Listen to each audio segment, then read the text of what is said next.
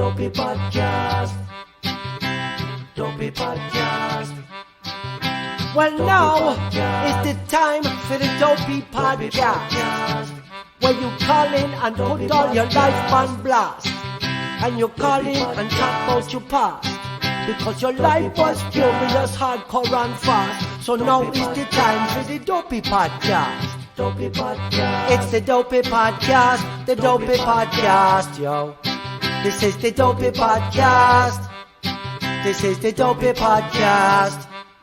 Now if your life was furious, hardcore and fast, you feel like you want to put your life on blast, just call up the show and I talk about your past, cause now is the time for the Dopey Podcast. Dopey Podcast. It's the Dopey Podcast, the Dopey Podcast, yo. This is the Dopey Podcast. This is the Dopey Podcast. This episode of Dopey is brought to you by our good friends at Oro Recovery. They're located in sunny Southern California, in Malibu, and Western Los Angeles. Oro was created by Bob Forrest and his friends Evan Jared and the other Bob. Their mission was to create a treatment that helps addicts and alcoholics by the means of compassion and connection rather than control. Their team has decades of experience in treating co-occurring mental health disorders, including severe mental illness. The Oro team is known to make your stay as comfortable as possible and as hopeful as possible. We've had a lot of people go to Oro and they've only told me good things, which is the true test of any rehab facility. They have amenities you wouldn't believe: surfing, equine therapy, the potentially spiritually transformative sweat lodge, sound bath meditations. If you're fucked and you're willing to go to sunny Southern California to get some help, I cannot suggest going to Oro enough. This episode of Dopey is also brought to you by our very good friends at Sober Buddy. What is Sober Buddy? It is an app on your phone. And right now they are doing a free trial. So go to yoursoberbuddy.com, go to the App Store, the Google Play Store, and download the Sober Buddy app. They have incredible mindful challenges to keep you plugged into your recovery and just a sense of good feeling and mindfulness. They have reasons to get sober. They have ways to stay sober. They are developing a Sober Buddy community that I would like all of us in the Dopey Nation to be a part of. So check them out. Check them out on social media. Go to the App Store and the Google Play Store. Get your free Sober Buddy trial and let Sober Buddy be your Sober Buddy. And let him help you stay sober, get sober, and enjoy your life. This episode of Dopey is also brought to you by our very good friends at Evolution Accounting and Consulting. Do you have a business? Do you have a dream for a business? Has your dream gotten to the next level where you have to deal with taxes, bookkeeping, payroll, any of those things? If you are in that situation, you need an accountant, and I have one for you. Evolution Accounting and Consulting. Their mission is to help dreamers live their dream so they can take care of the taxes, the accounting, all that shit that you don't want to do. And the best thing about Evolution is they are run by a fucking crackhead. That's right, a fucking crackhead. But he is long-term in recovery and he knows what it's like to be an addict with a business. Use the promo code DOPEY, that's DOPEY, when you connect with them at www.evolution-accounting.com to receive special discounts. That is www.evolution-accounting.com.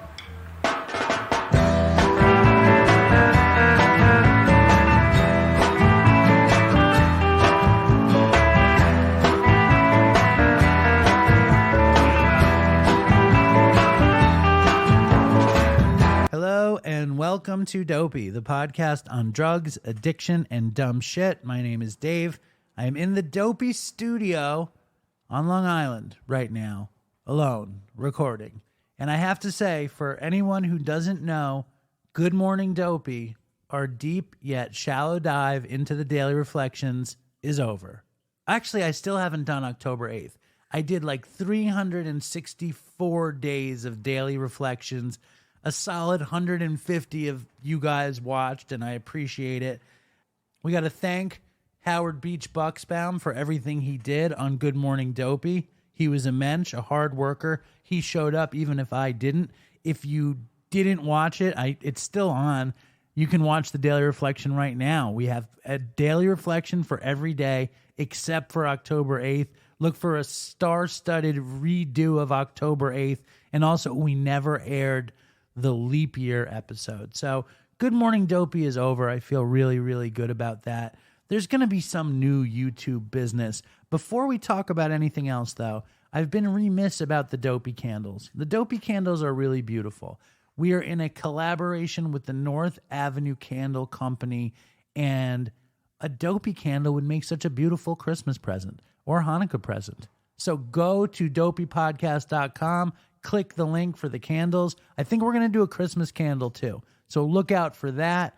Still join up for YouTube because there's going to be crazy YouTube shit coming. More importantly, sign up for Patreon. I played the hidden Kat Von D anti-Semitism rant. Look for Aurora to show up on Patreon to deal with the keep coming back scenario. I played a bonus episode last week about some doctors who are prescribing ketamine and mushrooms for depression. So that's a lot of stuff on Patreon.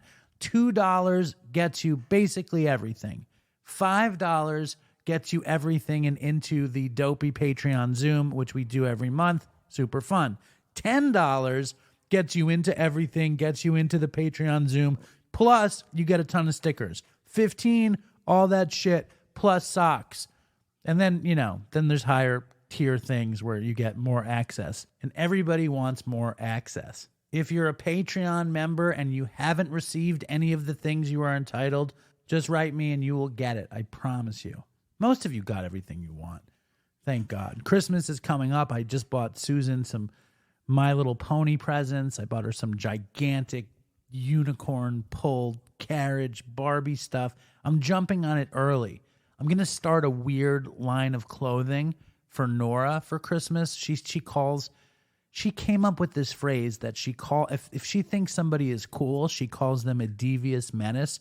So I'm going to create the Devious Menace line of clothing. So if anybody wants a Devious Menace t-shirt or hoodie, please write me. Designs are forthcoming.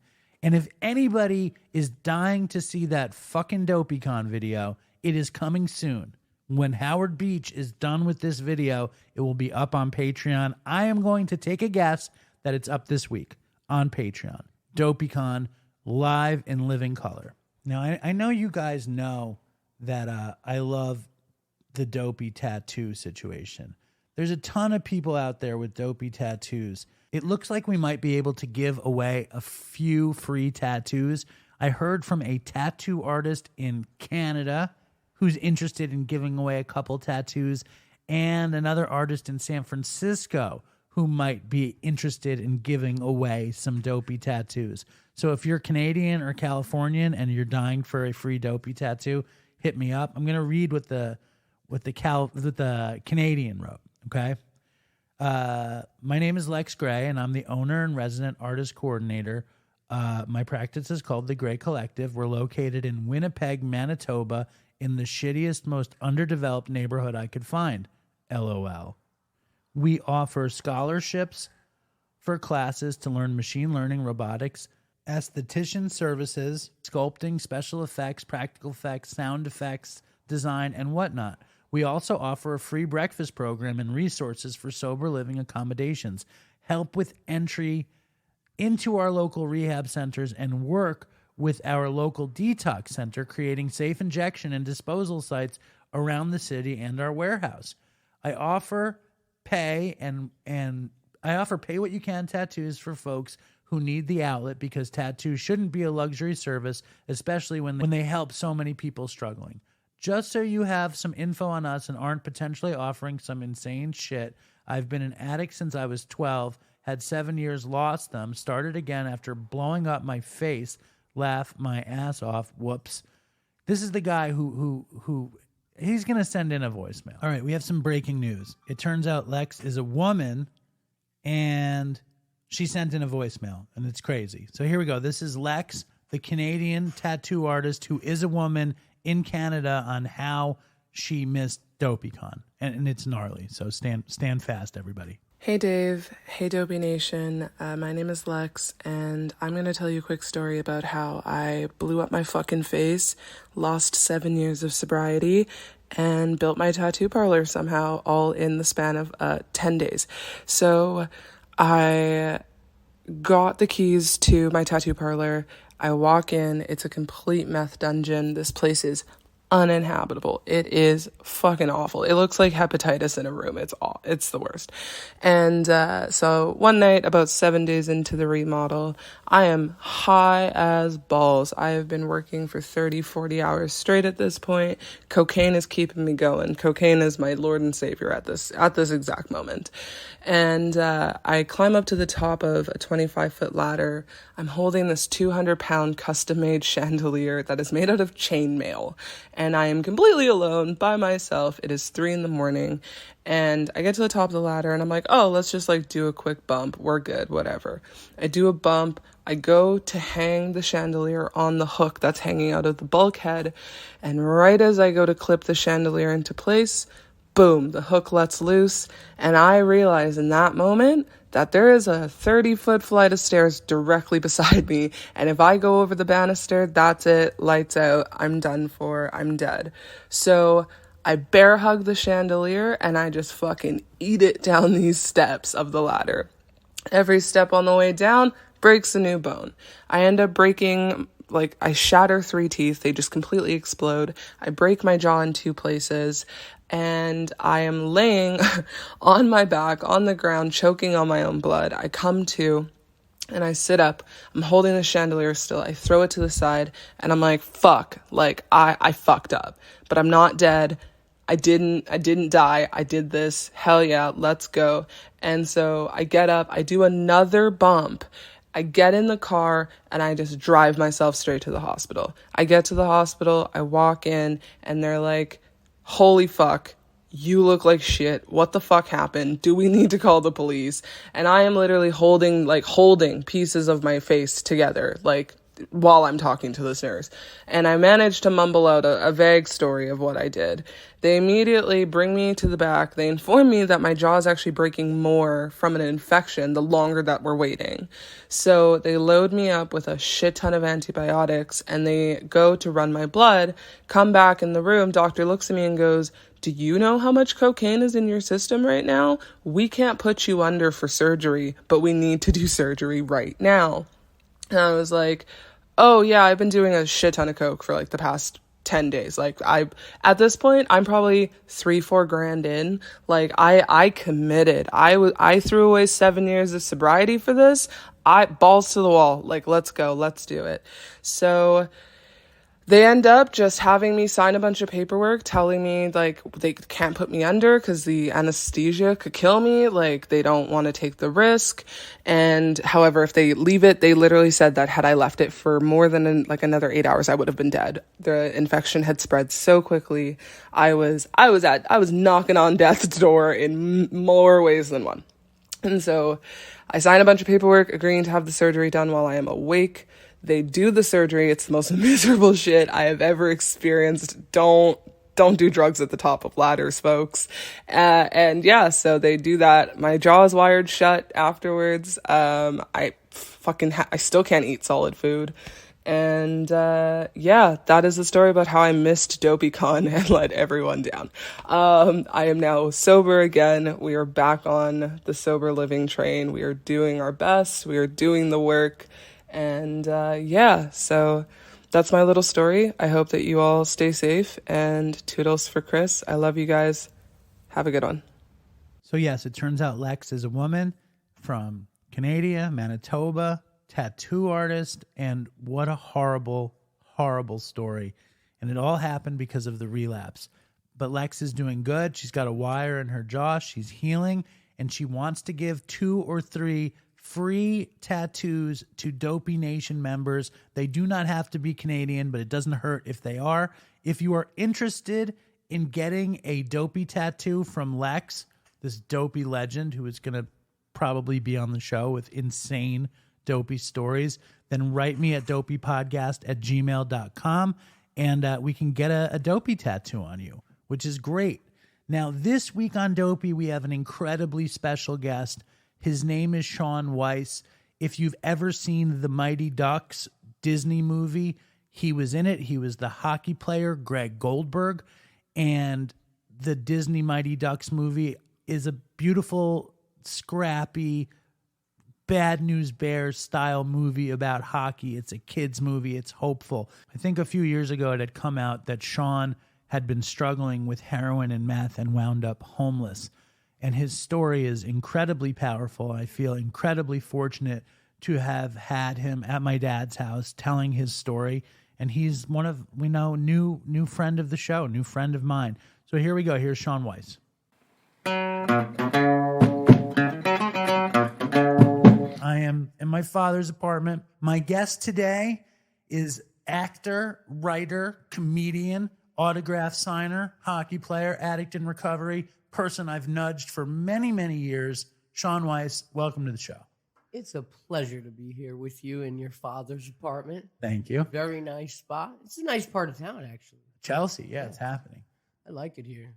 Well, there you go. You're from across the river? From Montville, yeah. But I live in Los Angeles now, and I'm not lying to you, okay? I haven't been here in, in Manhattan in, probably 20 years.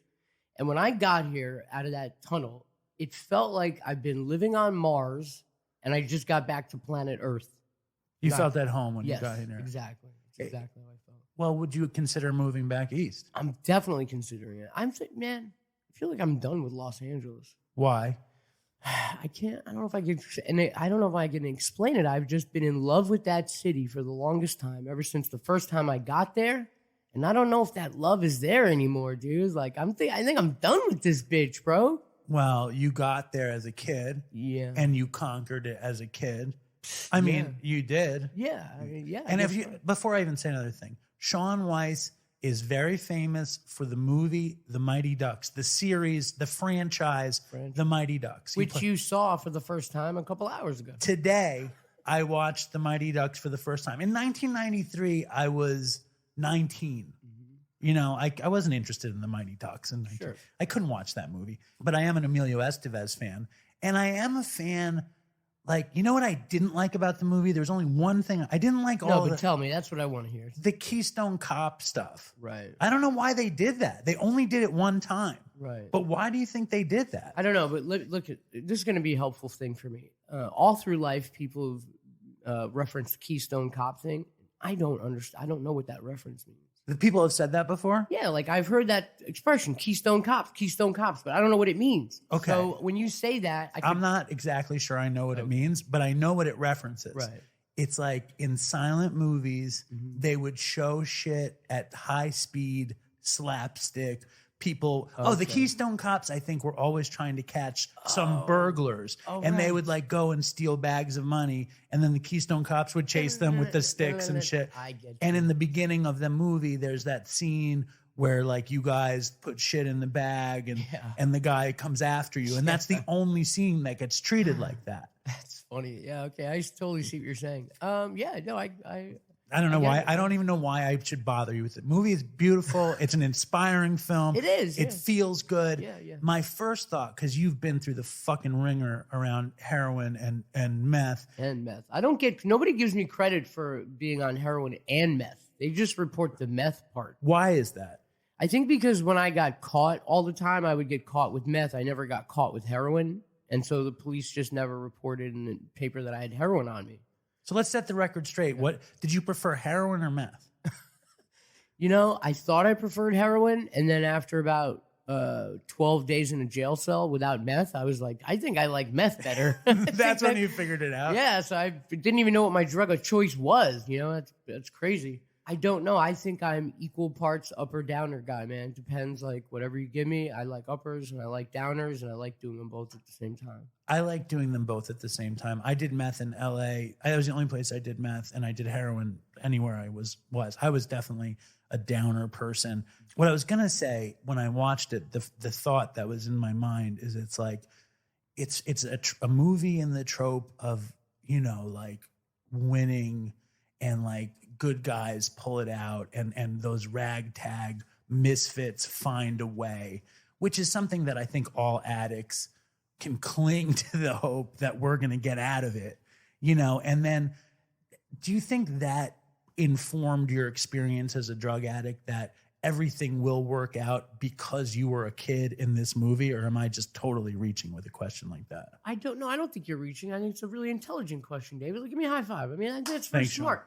People don't really ask me questions like that, so I'm happy to field that. I don't know. I don't know the answer to that question. I'll tell you what it did do is, like, when I was out there on the street, it made, like, other people on the street were rooting for me.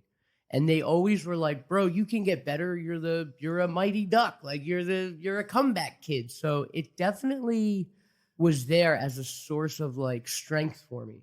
Right. From other people, you know, just being, you know, so I don't know if it was, you know, if it was my own mind, but it definitely was there as, you know, having been a part of a comeback team. Definitely, you know, surfaced. And I think addicts need that feeling that we are all mighty ducks, that we are all weirdos and fucking misfits, and especially anybody who's an addict or in recovery. When's the first time you did any drug?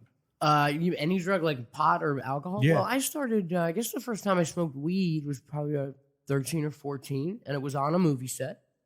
And What movie was it? I don't. Okay, It's very obvious to figure it out, but I don't want to say because then it'll be really obvious who it was that gave it to me. But it was one of those Disney movies, and I was 13. But yeah, it was one of the, you know, guys who worked on the movie gave it to me. So definitely it gave me access. He was an actor? No, it was not an actor. Yeah, it was one of the crew guys. And that was always part of, like, the fun when I was younger, is like getting on a movie set and figuring out who the cool guys were that I was going to be able to get drugs and cigarettes from. It'd always take me about a week to figure out, like, which grips were cool or which construction guys would be cool enough to, like, slip me some weed. That was part of the process. But getting back to your, like, the theme of your question, when I was out there, I had it in my mind that I was going to die, and I was okay with that. And I was kind of just, like, in this long version of suicide where I'm just enjoying getting high in the meantime. But I thought the finish line was death. So I didn't have any visions of hope or recovery or, you know, that was not a possibility for me. I just thought I was going to die. Well, let's circle back because I want to get how we go from, you were 11 when you got the Mighty Ducks. I was 13, I think. You were 11 when you started doing I was TV? 6 when I started doing that stuff. And I was very successful right off the bat. So right when I was 6, I started doing commercials, and I never really stopped until I was like 17 or 18. I never had like more than a few months off. It seems like the child actor thing is such a heavy burden for so many kids. Like, I've had a bunch of people on the show that were really successful young, and then fucking hell breaks, you know, through or whatever. I've thought about it a lot. I've had over 1,000 hours of therapy at this point, and I think really what it is when you start being the breadwinner of the household, it becomes very hard to discipline a child when he's like making the money. And that's really what happened to me. My parents, just when I was working, and I was like, you know, an independent adult financially by the time I was 8 or 9. It was just very hard for them to discipline me. And that's really, I think, when I started smoking pot and drinking and stuff like that, they basically looked the other way. And I think that's what happens with child actors. They get exposed to that. They have the money, they have the access point, and their parents just can't tell them no. Do you remember the feeling of being a child and thinking you were in control? Yeah, oh yeah, definitely. Yeah. What was your relationship like with your folks? Like, how difficult was that for them? Or were they just so excited that you were winning? It was that. I mean, my dad was at work all the time. He ran a dry cleaners, and he was so proud of me. Like he was the kind of guy, when he would see me on TV, he would just start crying. Right. That's beautiful. Yeah, he's that kind of guy. He took so much joy in my success, and then he was at work. So he would just, you know, pop in, give me a hug, tell me fantastic, and then he'd be back at work. And my mother was the opposite of a stage mom. She never ran lines with me, not one time. She never was on set. She was always in the background. But her thing was she had a gambling problem. So, you know, she very quietly was using the money I was making to gamble.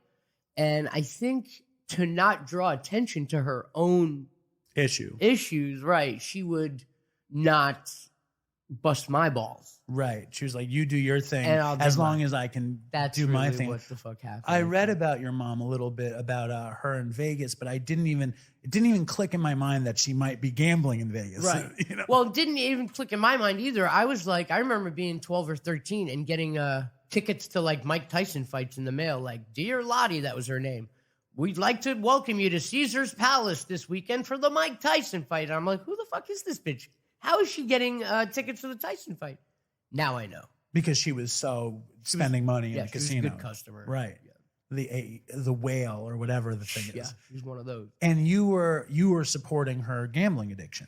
And my dad had a business, so she was kind of double dipping. Double dipping. Yeah. My And- dad estimates that over a course of 15 years, my mother gambled lost $7 million. Wow. Did she ever, and do you resent her? Because a bunch of it was your No, money? I don't. Good for you. That's good.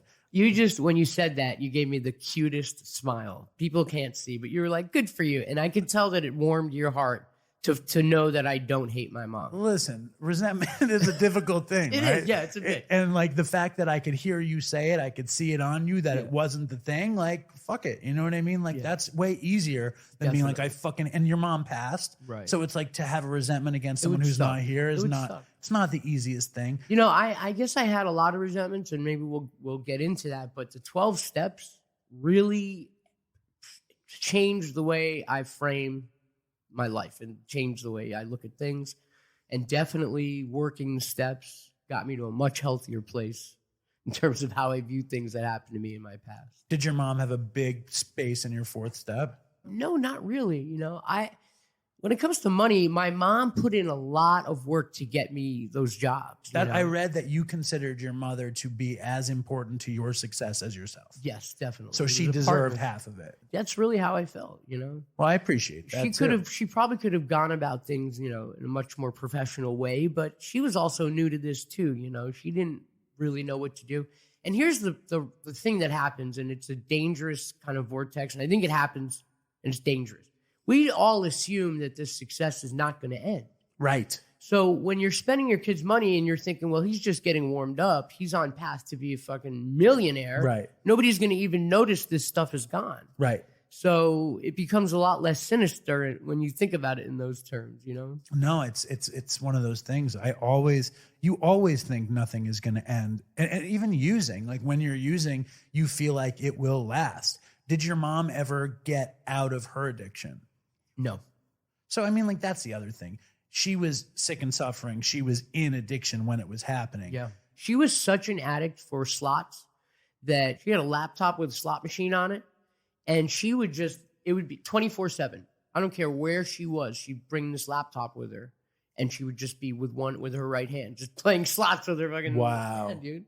She was that. So when you say suffering in addiction, she was definitely suffering. How much is each slot? Like, I don't know. Like in real life, Yeah. I think she was playing dollar machines. That's crazy. And she's playing like 2 or 3 machines simultaneously. Right. Fucked up. She would go to Vegas when I was young, right? Okay, so first time I ordered a prostitute, I think I was 11. No way. Yeah, because we went to Las Vegas and she left me in the hotel room. And she's like, I'll be back at 4 a.m. or whatever. And she left me there for 8 or 9 hours. And I found a flyer on the ground for this escort. Escort. That sounds so much better than prostitute. No, Can they we both back sound it okay. up? They sound okay. Okay, so I found the thing for this escort, and I invited her to the room. Yeah. And I had $100 cash on me, and I thought that was going to get me the works, and I'd get change. You know what I mean? I didn't understand Here's how it your worked. change. Right. Thank you. Here's Yeah. your change. So she showed up, and I don't know how much of this story I should get into, but you know. No, this is good. Yeah, so she just showed up, and she was shocked. She was looking around the room, and she's like, who am I here for? And I'm like, me. And she saw my mom's nightgown on the bed, and she's like, whose is that? And I'm like, my mom's. And she's looking around, and she's like, sweetie, she took my money first. And then she's like, you're a little too young for this. And then she said, call me when you're 15. And she took your money and She left? took my money, got naked, did a little dance for me, let me touch her nipple, and then left and said, call me when you're 15. And you had you drank at that point? No, I don't think I'd ever. And you hadn't done any drugs? No. But you were like, I'm going to call an escort. Yeah, I'm going to get laid. All right. Yeah. But you didn't get laid, and she not was get out. Right. And it was, But that was definitely some masturbation material for the next. yeah, it's a good up investment. until It's a an week investment. ago. It's an investment. for sure. Yeah, that $100 went to distance. Can you still imagine this? I can smell her when I close my eyes. It's funny how that goes. There's so many things we forget, and then there's so many things we remember. It's interesting. And you know what? I've gone around different shopping malls in the last 30 years, and I'm almost positive it was Chanel number 5 that she was wearing. Because it can trigger it. It's funny. Yeah. It's so funny. And where is she? She's probably listening to I don't know. Dopey someplace, That would be amazing. hanging out. Yeah, And that'd she's be like, amazing. I remember that 11-year-old. Yeah. Wouldn't that be crazy if like she eventually went on to like see the Mighty Ducks and she's like, was that the kid that tried You to... know she saw the Mighty Ducks. When did you first get high?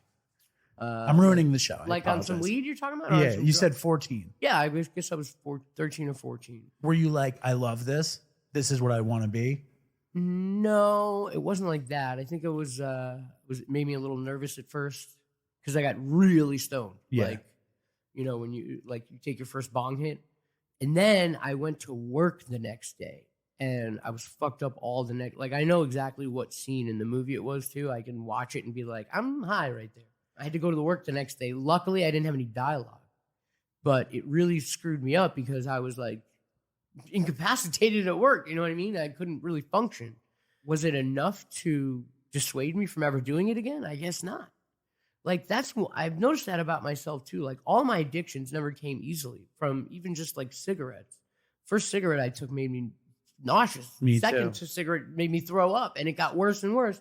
And so I literally had to force myself to get addicted to cigarettes. And except for meth and heroin, it's been like that with like weed or alcohol. Heroin, the first time I did it, I didn't like it. I thought it was too much. I remember telling people it was too much. Usually when that happens to people, they don't do heroin.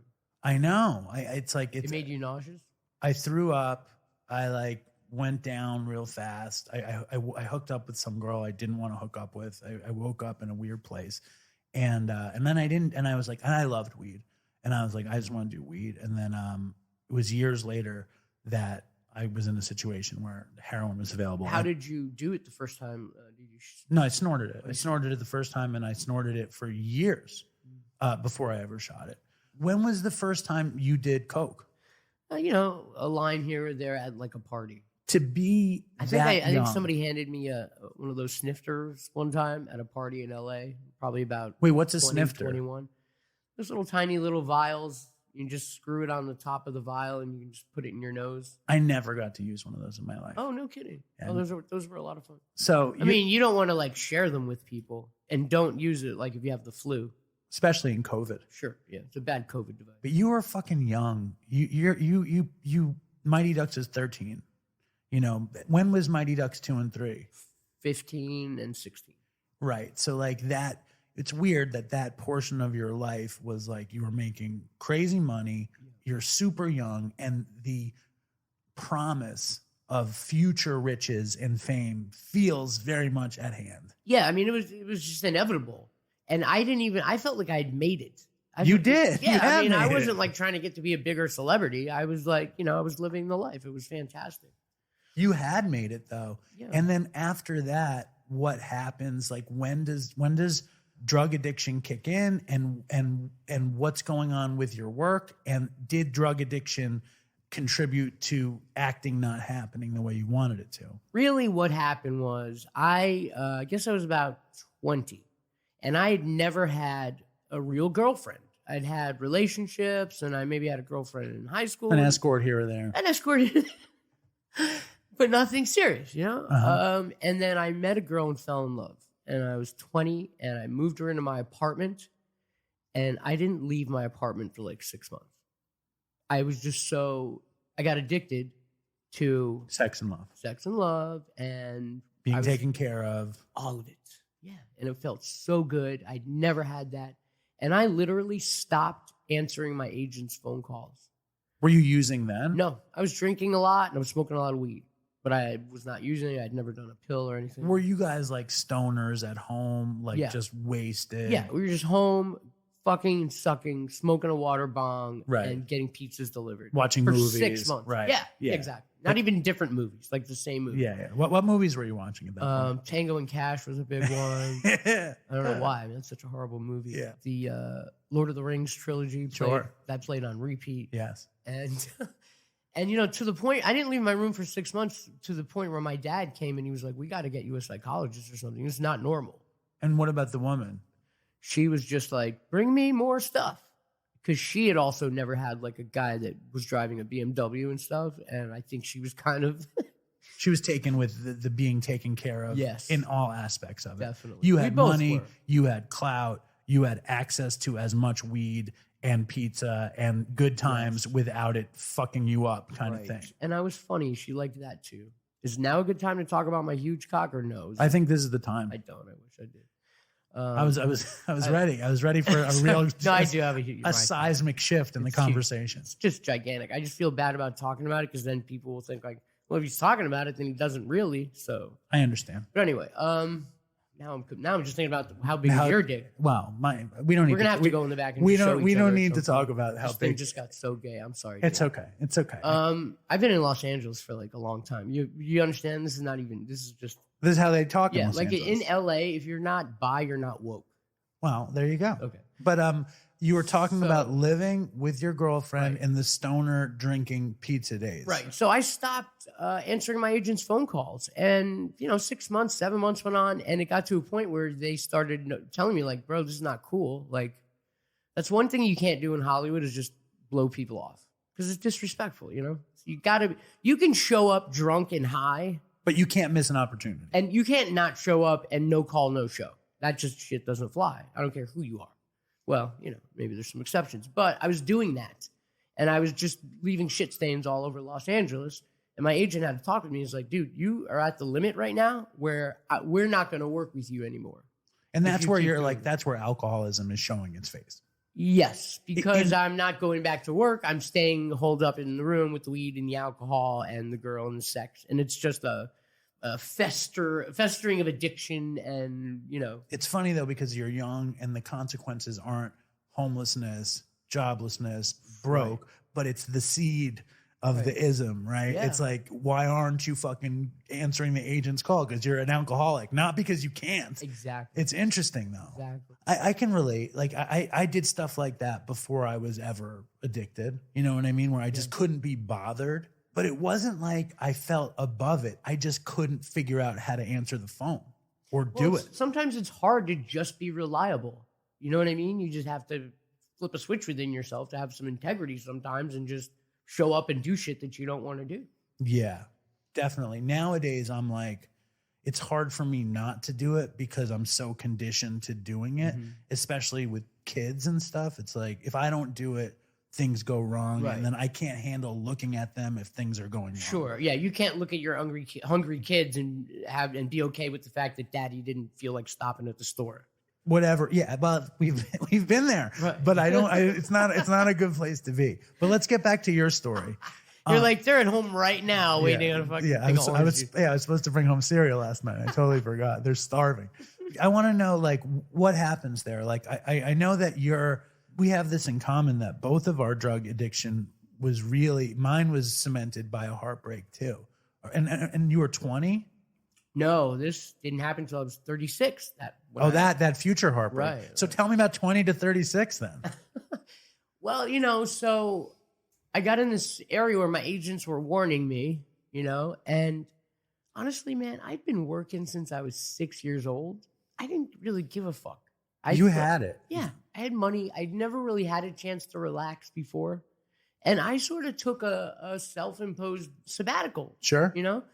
And the problem is in Hollywood, you can't really do that because it's all about your Go. who's hot, right? It's all about trends.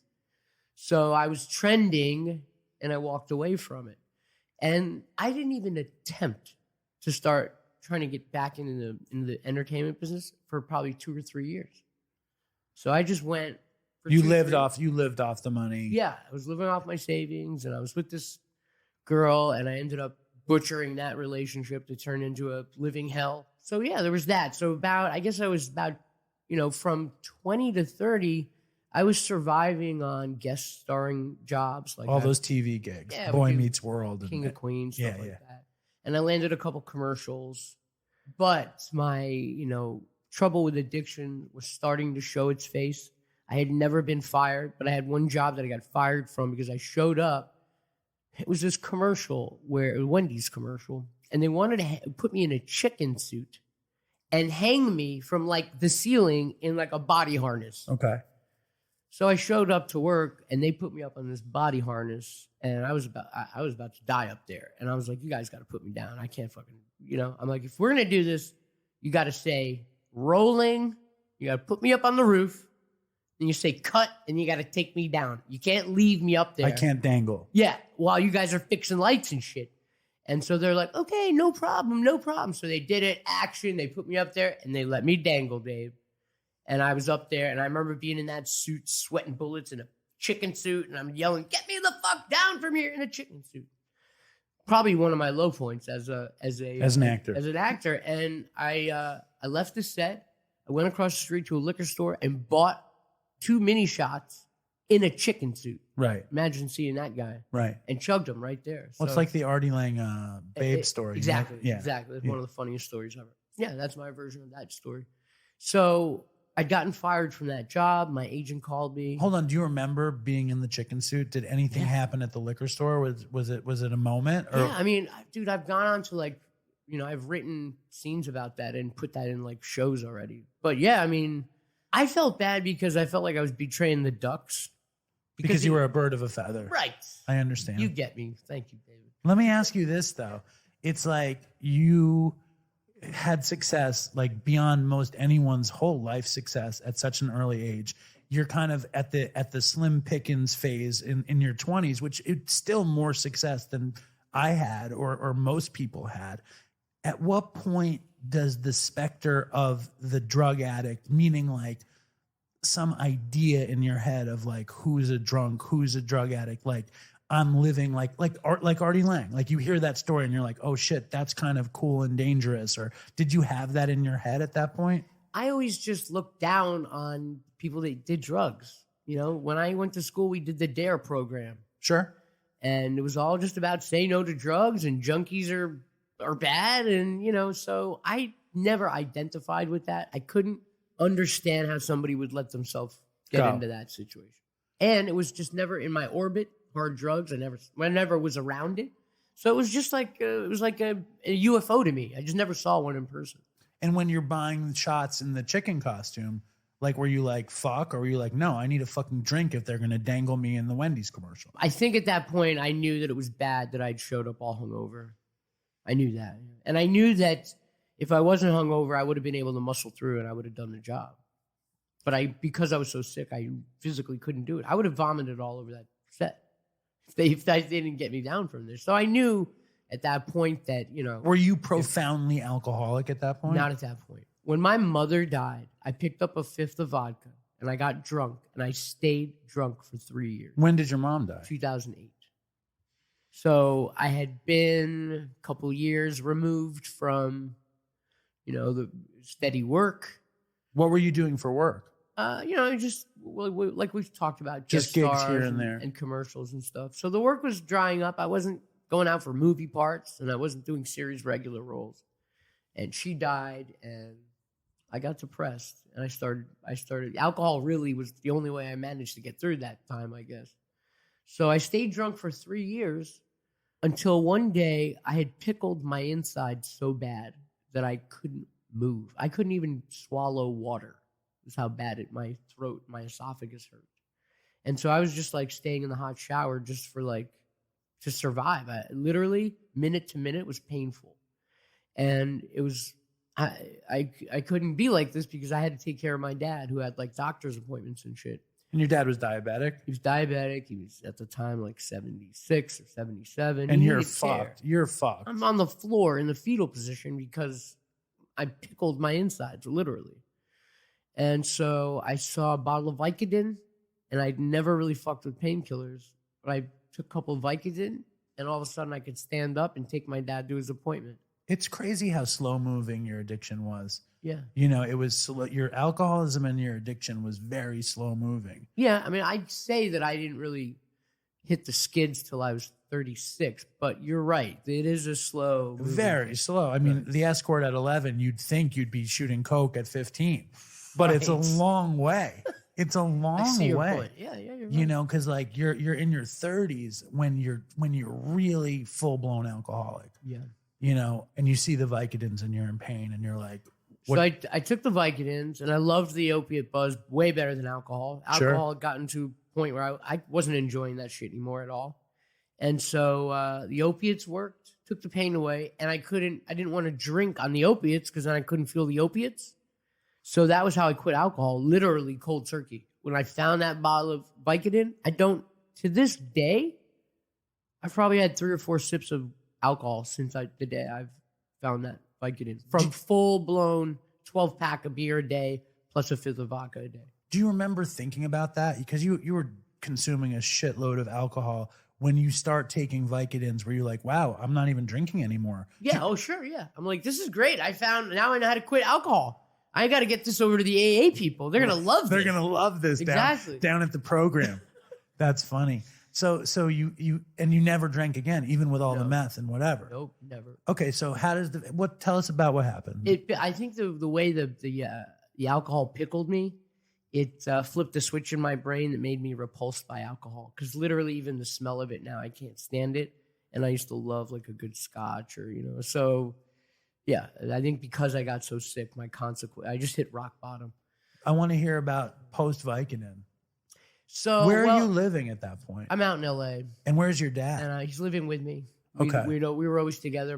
I was living with my mom and dad. She died, so now it was me and my dad just together. And I had a live-in girlfriend, different girl. So you live with your parents very similar. Pretty for a while. Yeah, always. Why? Until my dad died. I felt like I had to take care of them. And you didn't want to take care of them away from them. Like you didn't want to just give them money. You wanted to be in the family unit. I never even thought about it. I stopped living here when my mom was like, what did she say? At 18, I think she was, I don't think she said, I don't know. She just said I had to do college and then they weren't going to pay. I had to do college in 4 years and then I was on my own. But when I left here, when I was 17 or 18, I never wanted to come back. And I came back when I was 35 because I was fucked, but I couldn't live here. I couldn't be with them. And I mean, I like my parents. I love my parents. But you can't live. I couldn't do it. And I think a lot of the reason why I couldn't do it was because I was so committed to getting high. And I couldn't get high at home. How did you deal with that living with your parents? Well, I had separate spaces all the time. I was upstairs and they were downstairs. So that's how I did it. And you were the boss from 8. Yeah. So it's like they couldn't really tell you. Right. And also it hadn't become, by the time it had become unmanageable, my mother had died. If she was alive, this never would have happened at all. And when my dad died, then I really just had nobody to be accountable for. Well, you had also been so conditioned to being in this living situation with your parents that when they were gone, you were alone. And that must have been so traumatizing. I agree. Yeah, it was. Because they were everything. You were with them. And also, my dad was my best friend, and I didn't know that. And I never got a chance to tell him that. But I didn't realize. I just thought he was my dad. Only when he died did I think to myself, I just lost my best friend. Do you think your relationship with your parents kept you from making other good friendships? No. Because it's interesting. Like, I have another friend who's an actor, and he was really tight with his parents. I don't know. Like, I don't know why I'm connecting the dots. Well, my mom never liked any girl that I brought home. I think she wanted to be the queen in my life. Sure. So she made it very difficult for me. And it really did create trouble in a sense that, so this first relationship I'm telling you about where I ended up holed up in my room, I kind of got conditioned to be like that because my mom didn't want this girl there. So I had to like sneak her in and out. I didn't even realize that you and the girl were living with your parents. Right. Yeah, we're living with my parents downstairs and they're upstairs. So my mom doesn't like the girl. So I literally, to the point where she would like chase this girl with a knife one time. Wow. So I would sneak this girl in and out of my house. I was going to ask, in why did the girl trunk. leave? But now I kind of have an idea of what happened. I would sneak her in and out of my apartment in the trunk of my BMW. Wow. She'd be in the trunk, we'd drive in the garage, and she'd hop out of the trunk. See, I think it's odd that you wanted to live with your parents that long. I don't think I did. They just never moved out, and I wasn't like, are you motherfuckers going to leave? Do you know what I mean? And so... I think it's interesting. What do you think it was? Why didn't you move out? I think this is an important point, Shaun. I think you're right. Why didn't you move out? I guess you're right. I never was willing to I've never thought about it. This is the first time I'm dealing with it and saying it. I apologize for No, putting it's you on okay. the I'm just spot. saying this is not like something I've thought about before. But I guess I was hesitant to leave the nest. Right.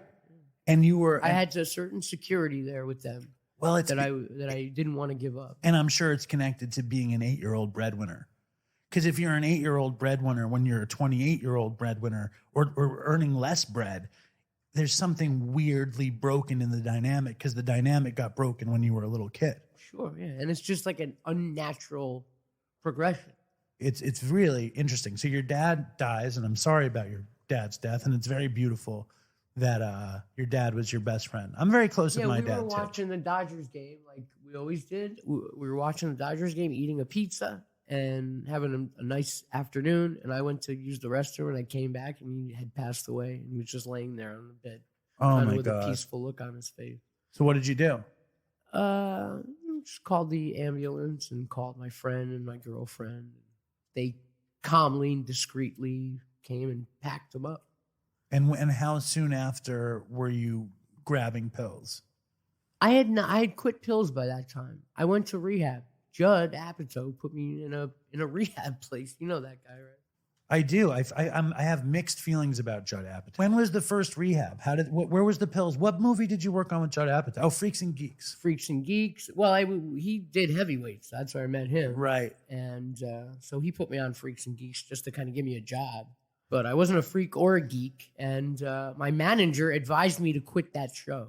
So I did. So when was the first rehab? I mean, first of all, I just want to say, though, I have a bunch of issues with Judd Apatow, nothing personally, except that he rejected somebody wanted to adapt Dopey into a movie and he turned it down. But forget that. I find that he objectifies addicts in a lot of things he does.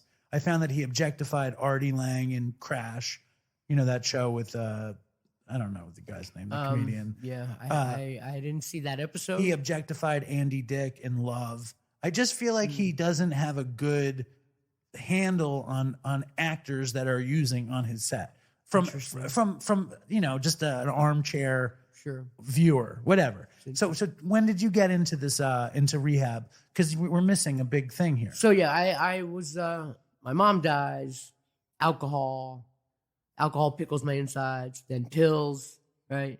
And so now it's just me, my dad in this apartment, and things are getting scarce, right? Money is pretty much gone. I'm having to struggle to make rent every month. And how are you getting the pills? Bro, like the hard way. I had 3 or 4 doctors I was using. I was going to different emergency rooms. I didn't have a dealer. They were all prescribed. I was going to emergency rooms, and my dad was helping me get pills because he knew I was addicted. When did you first know you were addicted? When I drove to the 37th CVS looking for OxyContin. Because you described yourself as somebody raised with DARE, raised to look down on addicts or whatever. When did you find yourself, holy shit, I am this thing? And what changed in your mind around it? Well, it was during the alcoholism. I knew then that it was, I had a serious problem. Yeah. Yes. And my girlfriend at the time left me because of it. Right. I couldn't take the alcohol. And I woke up, I vomited, I drank, and that's how I woke up every morning. I would wake up and vomit. I'm sure a lot of people who are listening have that exact experience. It was horrible, man. It was horrible. And I did that for over a year. So I was just living that miserable existence. And a couple things happened. Mike Pena, super popular actor, got me an incredible opportunity to write. I'm a writer. Write a comedy movie for Paramount. And I went into the pitch meeting and I fucking blew it, bro. I started shaking like a leaf and talking gibberish and not making sense. And I'm the guy that was pitching the movie. So that opportunity went in the Yeah. garbage. And that could have been huge. Does That it would have keep been- you up still, that story? Not still, but it did for a while. Okay. Because it killed my relationship with Mike, like in that way. He would never ever again call me for something like that. And yeah, that was one of my, bigger flub ups professionally. So now it got to a point where I lost my apartment and me and my dad are now homeless. I rented a room somewhere and the guy that was the landlord of the room I rented knew I needed help, tried to help me, couldn't, and knew that I looked up to Apatow, and so he contacted Apatow and Hold said, on, though. Before we get there, what happened to your dad's dry cleaning business? he sold that and moved to Los Angeles. I came out here to do a pilot, right?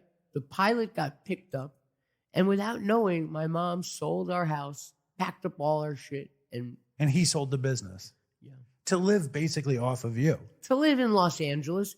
He thought he was going to get $1 million for his business. But he had a dry cleaning business, and the town found some kind of contamination underneath the ground of his business. So the $1 million he'd worked for his whole life and thought he was going to be able to retire to went in cleanup fees. Did he regret selling the business? I'm sure he did. Did he ever say to you, I can't believe I did this? And No, put myself... because he wasn't that kind of person, but I'm sure he did. Right. Yeah. So when he's living in your place and living, off of you, and Well, he had his retirement. and, Okay, okay. So when you lose the place, like what was your dad saying? Yeah, honestly, that is probably the most traumatic portion of this whole thing for me, is imagining what my dad went through at that time. Because I don't know what he was thinking, and he didn't talk to me about it. He never brought it. He didn't confront me, and he saw me that I'm homeless. He knows that he knows it's affecting me, that I can't put a roof over his head. But he didn't. When I spoke to him, he was just in a good mood, and he was staying at if you're a senior citizen, they have like sort of like a nursing home, temporary nursing home that he was staying in. And I would go visit him Assisted every day. living or senior Exactly. housing or whatever. Yeah, and I'd show up to visit him every day, and he would just be happy to see me, and I'd stay and visit, and then I'd go get high. Well, I mean, it also wasn't like I never do this kind of thing, but it wasn't on you to put a roof over your father's head.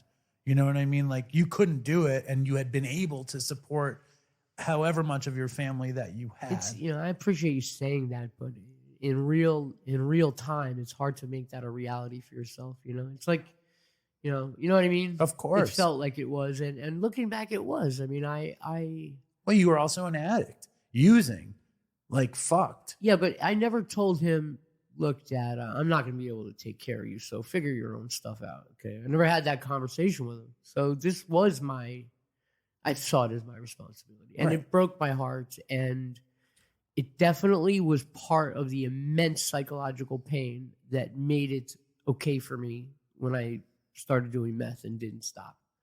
Because this was really eating me up. Well, there was also just a total lack of communication, I think, because your dad knew your pill situation. You said he helped you He was helping me get through it, so he knew where you were at. Yeah. Even if he might not have been totally familiar with the ins and outs of being a drug addict, He knew what was going on. he knew what was going on, and you knew what was going on. But you're not like, Dad, I'm fucked. I can't take care of you. And he's not like, I wish I hadn't sold the business, which are things in retrospect you wish you could have said. Sure. But I don't know if you understand that this type of closeness, but we were close to these things. We didn't have to say these things. We communicated being in the room.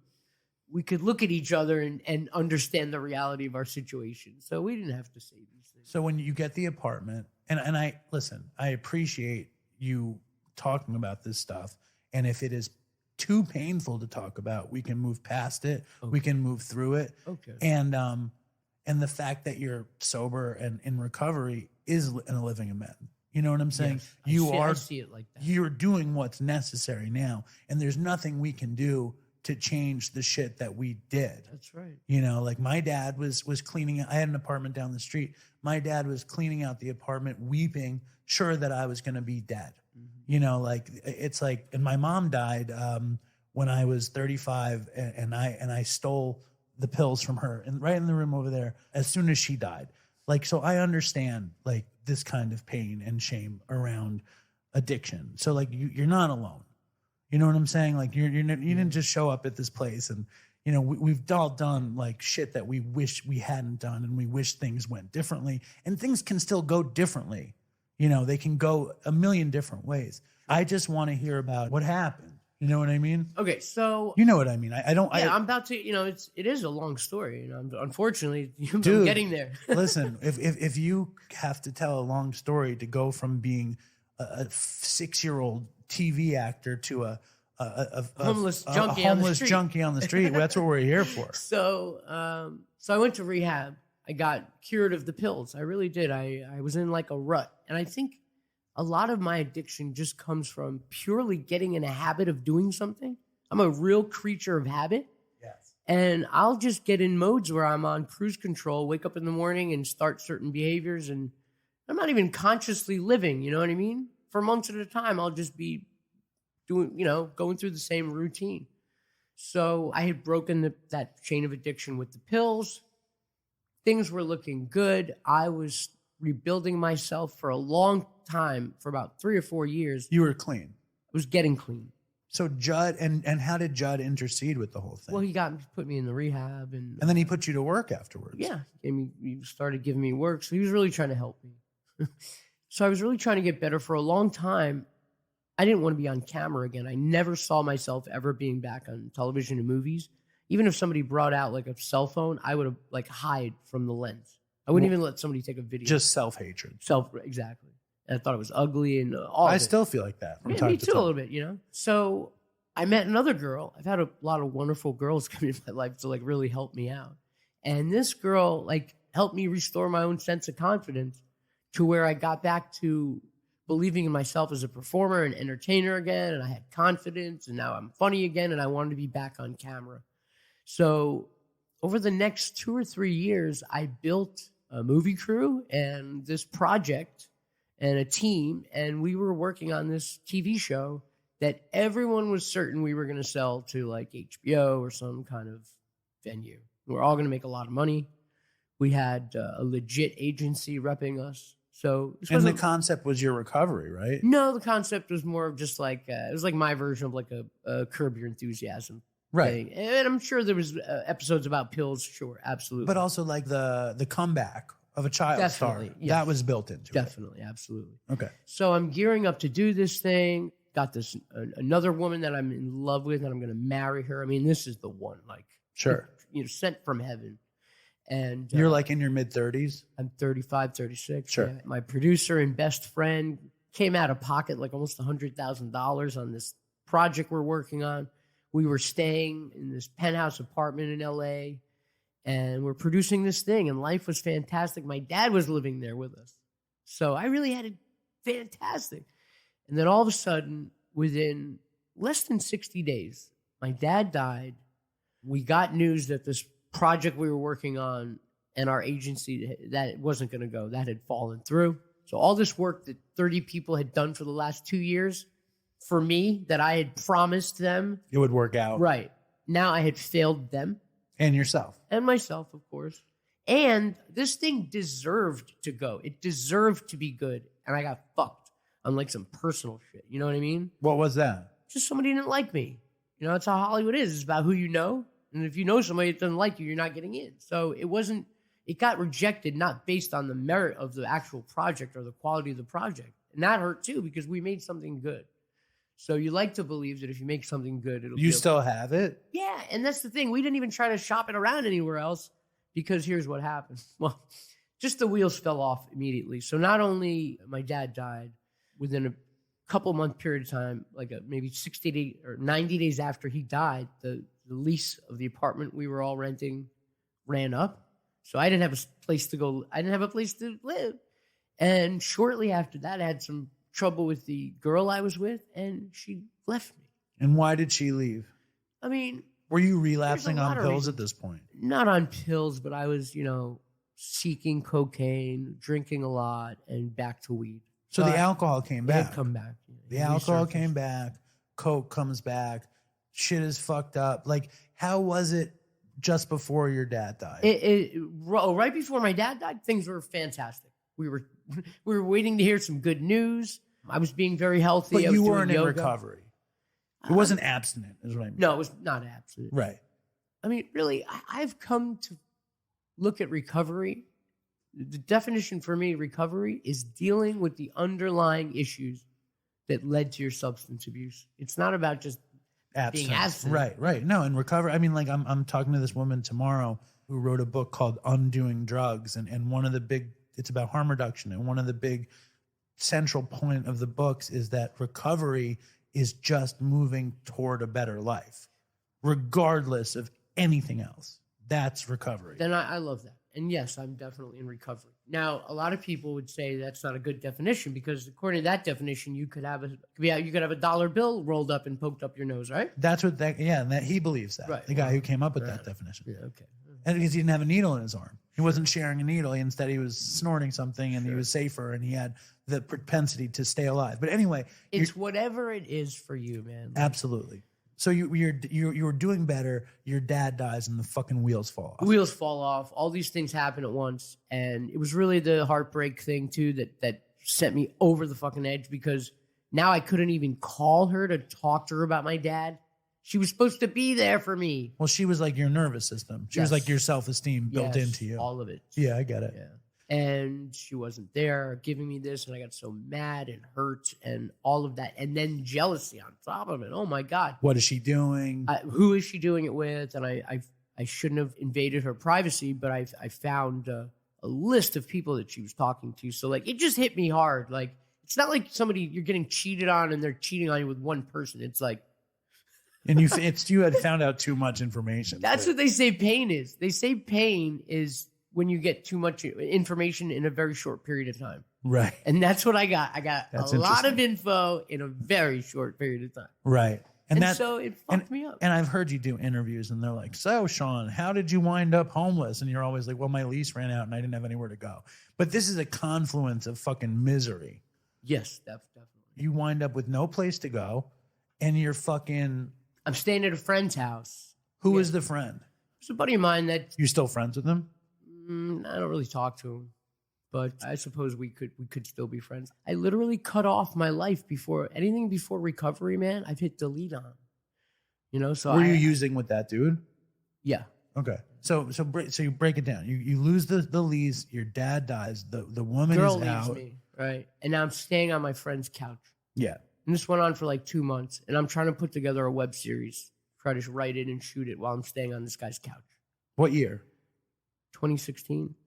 Right. And so this big TV project didn't work out, but I'm not going to accept no. Now I'm going to go and make my small web series version of this thing. Right. And so we're doing that for a couple months, and me and this guy had a falling out, and I left his apartment. He said some shit to me that, like, once a man says some shit like that to you, you can't sleep on his couch. You know what I mean? You got to leave. Say? He just called me a worthless piece of shit and told me I was useless, and, you know. You had to leave. I just had to go. I agree.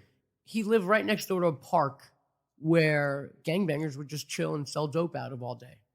So I literally had nowhere to go and sit except that park while I gathered my bearings and figured out what the hell I was going to do. I tried to get some coke a couple times and they didn't have it, but they're like, hey, try this, homie, this is way better, way better. And I'm like, if you think I'm going to do crystal meth, you're out of your fucking minds. Like that, you know, even at that point. So you had been such an alcoholic, you pickled your insides, you had been such a fucking pill addict that you went doctor shopping, fucking emergency room shit, and you did coke here and there, you were a stoner, but no way. No way. No way. And what about heroin? No way Have you I would done put heroin my yet? lips on that little dick. Heroin, no, I'd never even seen it. I'd never even seen crystal meth or heroin once. I have to say, this is the slowest moving, most acute drug addicted story I've ever heard. Yeah, both of those things. It definitely is acute for sure. Acute as fuck and slow moving as like, just slow fucking over time. It took 30 years. Which is crazy. So you want coke, he has crystal. Why'd you decide to do it? Just after time went by, I kept saying no and no. I'm so bored and broke and frustrated and hurt sitting in that park that he could have maybe offered me a revolver and I might have put that in my mouth and taken it. And you had money? I was blowing through my savings, but yeah, I had a debit card that I could use. Where were you sleeping? I wasn't. I was in a park. And I was like, time was just rolling by. I wasn't sleeping. See, I would be so scared. I was, dude. I was. And after about, I say it was a week until I tried meth, but it probably wasn't. It was probably like day 2 or 3. Right. Because how long was I sitting there before I tried that shit? That's the question. Yeah, it feels like a week, but it was probably less. And then the second you try it, Oh, bro. I was like, I literally, like, I looked up to God and I was like, got you. Thank you, buddy. Received. I heard you describe it like that your misery, your depression was so bad, it felt like someone was standing on your chest. Yeah, and I've heard people use that, like, say that, but this was a literal feeling that I had. And then I've heard you say, like what you just kind of described, that if they had given you a gun or cyanide or whatever, you might have taken that, but it turned out to be meth. And in some ways, it prevented you from killing yourself. I think it could be. It definitely helped me deal with the depression I was in, for sure. So that started a 3-year homeless meth heroin run. Yeah. How did you first get heroin? Same guys. Did you befriend these people? Yeah. I ended up like rolling out with them. And what did that And they look were like? they were thrilled because, hey, it's Goldberg the goalie, huh? You remember Mighty Ducks? Look at him. How fast do you tell them that you're Goldberg the They goalie? figured that out within very shortly. They knew that. I never, ever tell anybody who I am, ever. And they just knew, Yeah. and then it was like, holy shit, this famous guy is a Yeah. drug addict, Right. and he's it with becomes us. like a novelty act for them. So what is rolling with the with this crew like? I was kind of into it, man, because like I'm playing this street thug part now, bro. And it was like any other role that I'd done. I know how to gun into a role and play a different character. Right. So I did. I just got into it and I was enjoying it. But I when, was at enjoying it. night, they would go home though, right?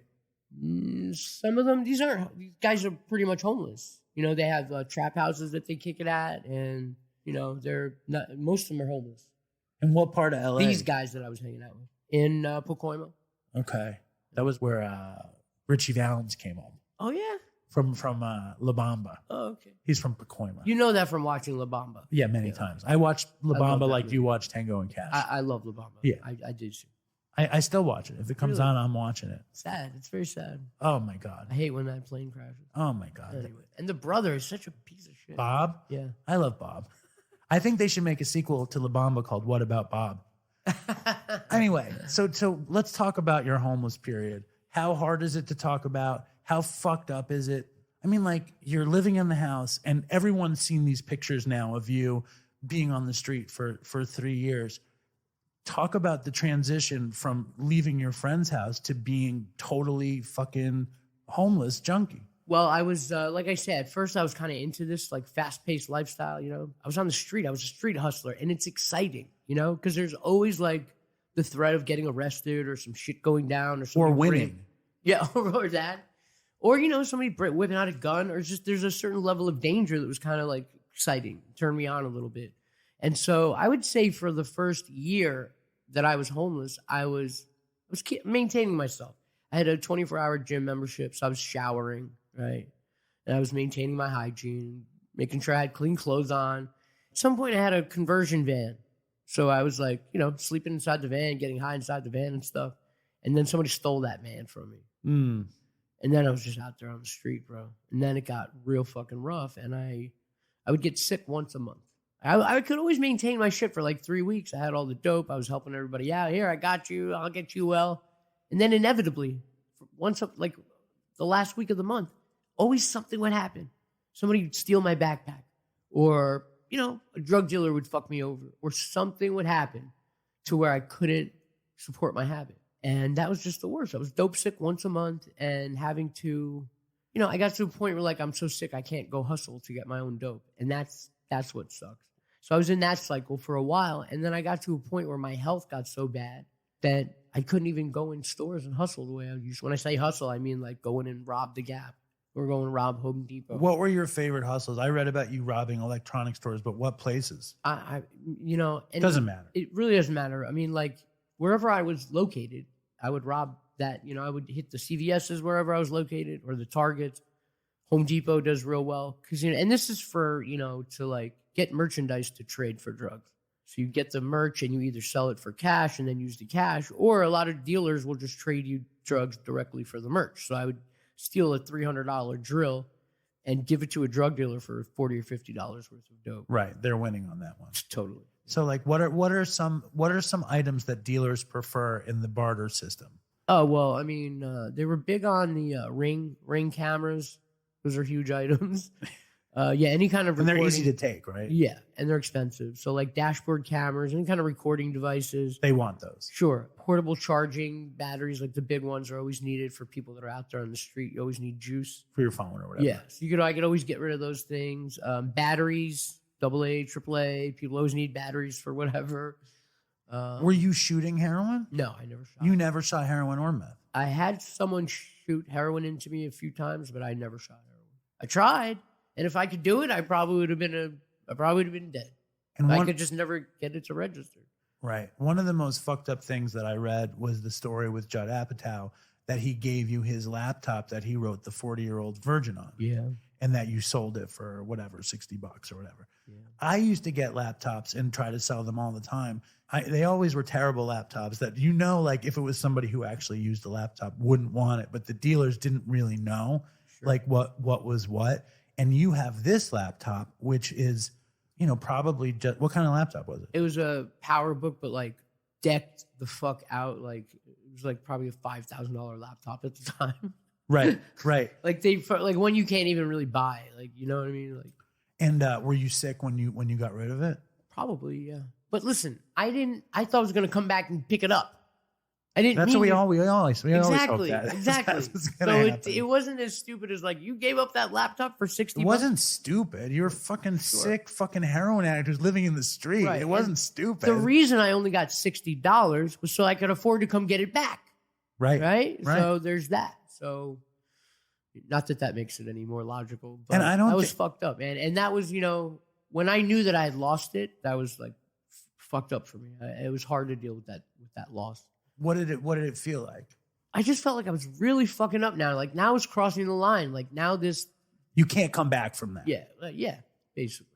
Like the person I've become, I'm too far down the line. Like I'm past the point of making a U-turn and getting my career back. Or that's when I knew I didn't want to be a writer anymore. When you take your fucking laptop and pawn that shit, you're not a writer anymore. You're Well, officially a how drug many addict. fucking guitar players are sick guitar players and they're junkies and they pawn their guitar every day? Yeah. It doesn't mean I'm just here. I'm your personal cheering section that's saying thank just because you fucking pawned your laptop doesn't mean you're not a writer. Sure. It But means in you were my a mind at you the were a time- junkie. Yeah. You can write again and another thing. And he was giving me a chance too, And that was the other thing that's kind of heartbreaking looking back. Like he was giving me a talk chance. about that because people know who he is. And, Yeah, and he I- was really like being my mentor and giving me a chance, like teaching me how to write and giving me different jobs and assignments that really cultivate me as a writer. Like he got me a job writing jokes for the Oscars. I wrote jokes for Bridesmaids for Incredible. ADR, like when they have for post production. And he just gave me all these cool gigs, grooming me for better things. And the last thing he had me working on was he was having me write my own life story into a feature when I severed ties with him. That's what we were working on. and talk about the severing of ties.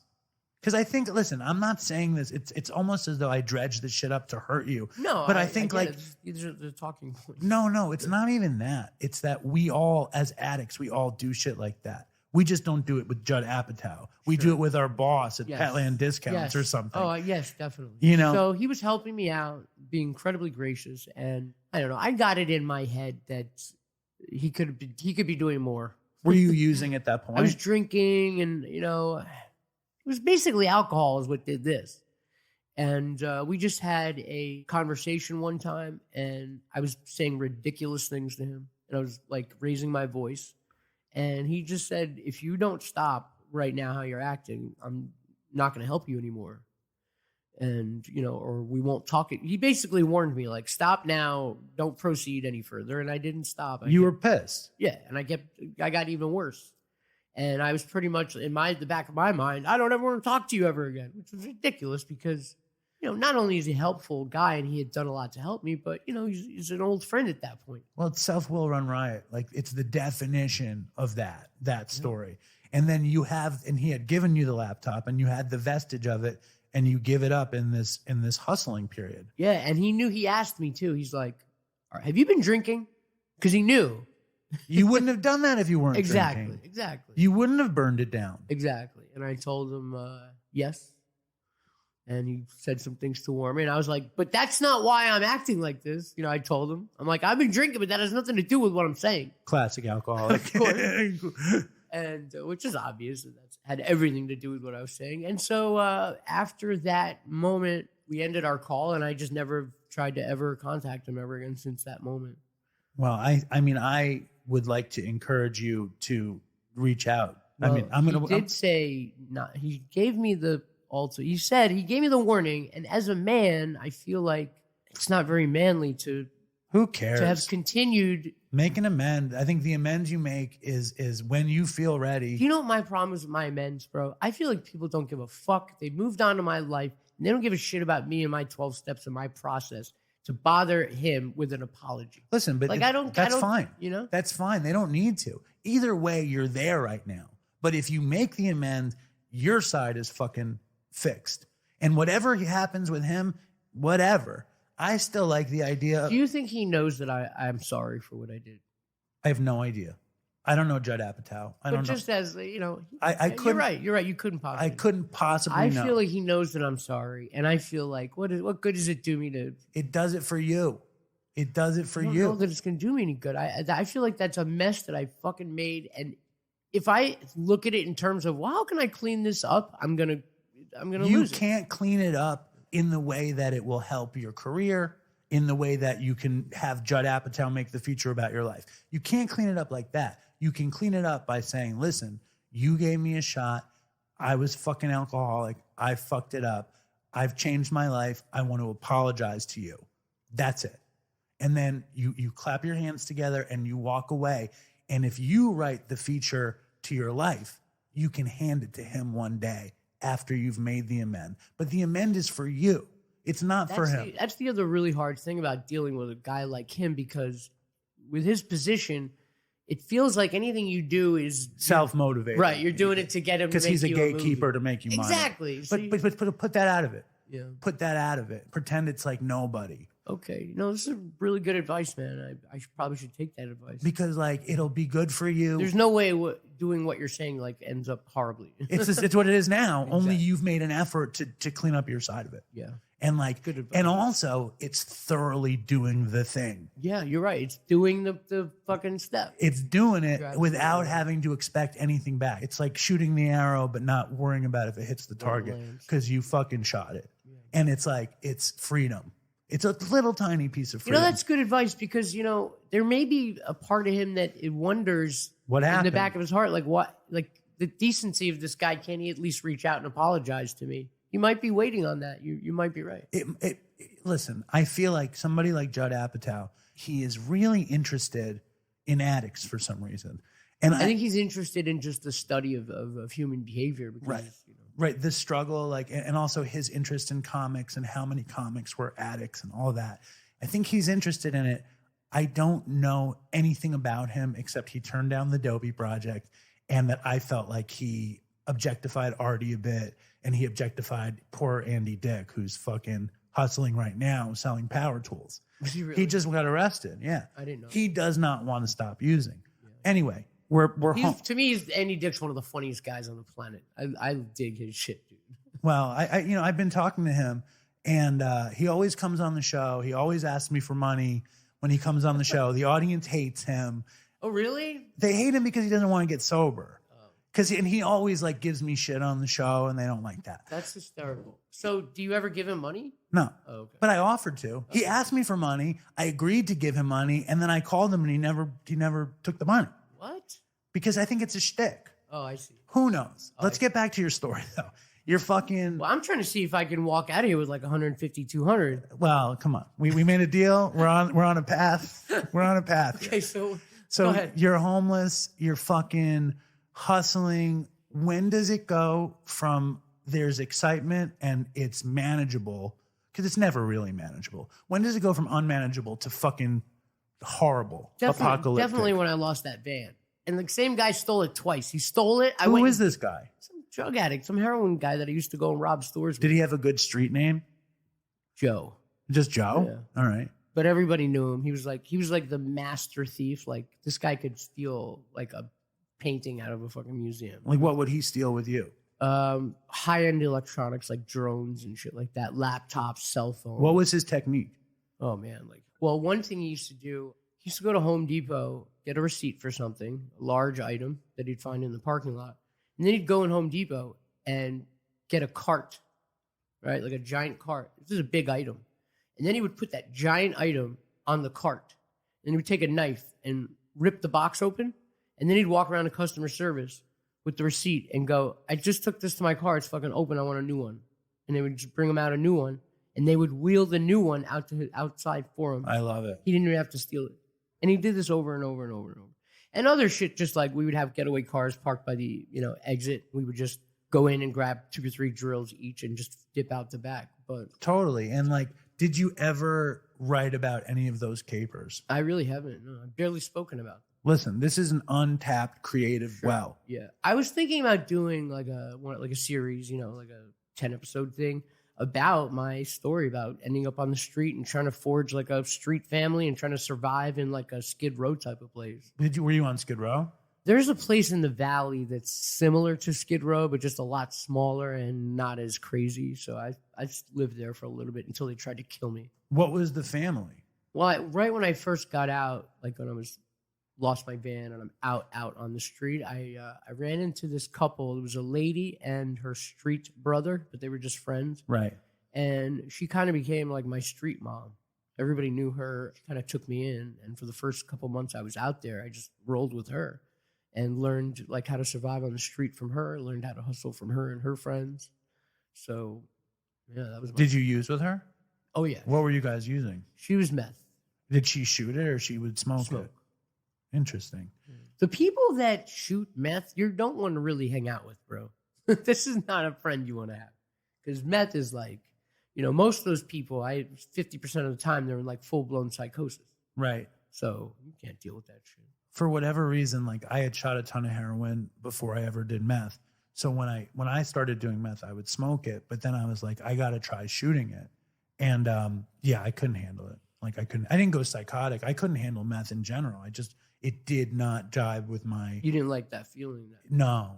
I liked it as long as there was a shit ton of heroin coming to me right away, if not simultaneously. Yeah. I get that. Would you put The worst is when you're dope sick from heroin and you try to smoke some meth just to try to feel better. Terrible. And now you're dope sick, but you're like fucking wired. Horrible. Oh, God. Thank God those days are over, man. So did you smoke meth and heroin together? Yeah, I'd put them on the same foil. That was like one of my favorite things to do. And that was like, what do they call that anything? It's like chasing the dragon goofball. I called it the New York cookies, the black and white. Of course I do. Are you crazy? That's what I used to call it. That's the black and white cookie. Yeah. Did you just say the black and white? Yeah. All right. But in my mind, I was imagining one of those cookies. All right. Well, I think that makes sense. And do you have any good, horrible drug stories from this era that you can think of that is like an epic tale? Oh my God. I'm sure you have 10 billion, so just give us one. Or is it too painful? No, it's not too painful. I just wish I should have this locked and loaded. Just give me a minute. I'll figure one out. Take your time. Because I get the kind of story. I you're love the talking black about. and white. I mean, and I love that story about the dude who how he rigged Target or Home Depot or whatever. Yeah, I mean, there's so many. Here's the thing, man. When you're out on the street, the amount of shit that happens to you over the course of 1 week is like what happens to a normal person over a year or a lifetime. Lifetime. I mean, really, man. I started making a list of the people I'd met out there. I met thousands of people. I fucked with thousands of people out there on the street that I bump into that I know. So it's just there's so much life out there. And when I look back, right when you asked me that question, it's such a dark period of my life that nothing jumps out as tell this story. Everybody Not to get mention, a kick out of that. Well, but I mean, what about in the scene? I know that when I was using, I guess I would tell the stories at rehab.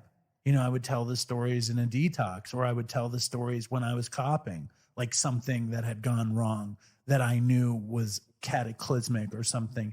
In that period, how much did that little family get you through that chunk of time? Oh, yeah, it was my survival. Having those people, definitely they helped me not get assaulted if I ever laid my eyes shut, because that was the thing. Every time I fell asleep on the street, I'd wake up and all my shit would be gone. I never had a tent. I never had my own spot. And I realized I kind of figured out the reason I never got a tent was that would be me admitting I'm homeless on the street. And even though I was out there for 3 years, I never really related as somebody that was a homeless person. But, you know, I guess a lot of the crazier stories have to do with like loss prevention and me getting busted for shit, you know. It's very weird for a guy who's like, he doesn't know whether to bust you or get a selfie. You know what I mean? It's very strange. I had one guy, a loss prevention guy, that towards the end of my time out there. Wait, what's loss prevention? They're like the security that works inside a store to make sure nobody steals anything. Okay. So there was one store where the loss prevention guy was such a big fan of mine. He would meet me outside every day and pay me money, give me money to go get dope. So you didn't have to. So he didn't have to bust you. Exactly. That's it was and it was just cheaper to hand me $40 or $50 than to have me go steal $1,000 worth of shit. You know he's in some kind of coda meeting right now. He's a total enabler. He sent me a message on Facebook the other day and just telling me like he's proud of me and he's happy that like I cleaned up, you know. That's the other thing, man. The support that I've gotten from people was the difference in my turnaround. It's been the difference. I've heard you talk about it. How did you get better? Like, what the fuck happened? I was facing 3 years for a robbery. For stealing drills? No, it was like a home invasion type thing. What happened there? I was freezing and I was getting rained on. I had no jacket. I had pneumonia and I was so cold my bones hurt. It was raining. And I found this property that I believe was vacated and, you know, had for sale signs everywhere. I looked in the window, empty. And it had a detached garage, quite a bit of distance from here to the bathroom door away from the house. And the detached garage was open. I went inside, fell asleep. I did not know that I was in a place that somebody was living at. I would not have done that. I'm telling you right now, I'd never done any type of like home invasion shit. I'd have been worried about getting shot, which almost happened. The guy told my sister, and he actually said it on the news, that he had his gun pointed at me and God told him not to shoot me. So I just woke up and the cops were standing over me. And that's home invasion, to go sleep in somebody's garage? Yeah, you went in. You weren't supposed to go in. So yeah, I was looking at 3 years and the judge thought I was a good candidate for the drug program, which is where they give you a chance to get clean instead of locking you up. And, you know, I see guys in jail, like they figure out a way to make it work in there, you know? They get their meals, they get their friends, they're laughing, they're fine. And when I get to jail, I can't take it in there, man. Like I literally start peeling the paint off the walls. And so it was good for me because after about, 30, 40 days sitting in a room solitary, which is where I was, after about 30 days, 23 hours a day sitting in a room by yourself, you kind of have to do your own clearing out of your own mind, you know? So that was a very and you sober necessary up. point. Yeah, sober Did up. were you just kicking cold turkey in Yes. there? And you had a heroin habit when you went in? Yes. How bad was your habit? A gram a day. How much does a gram go for in Los Angeles? I think 60 or 65.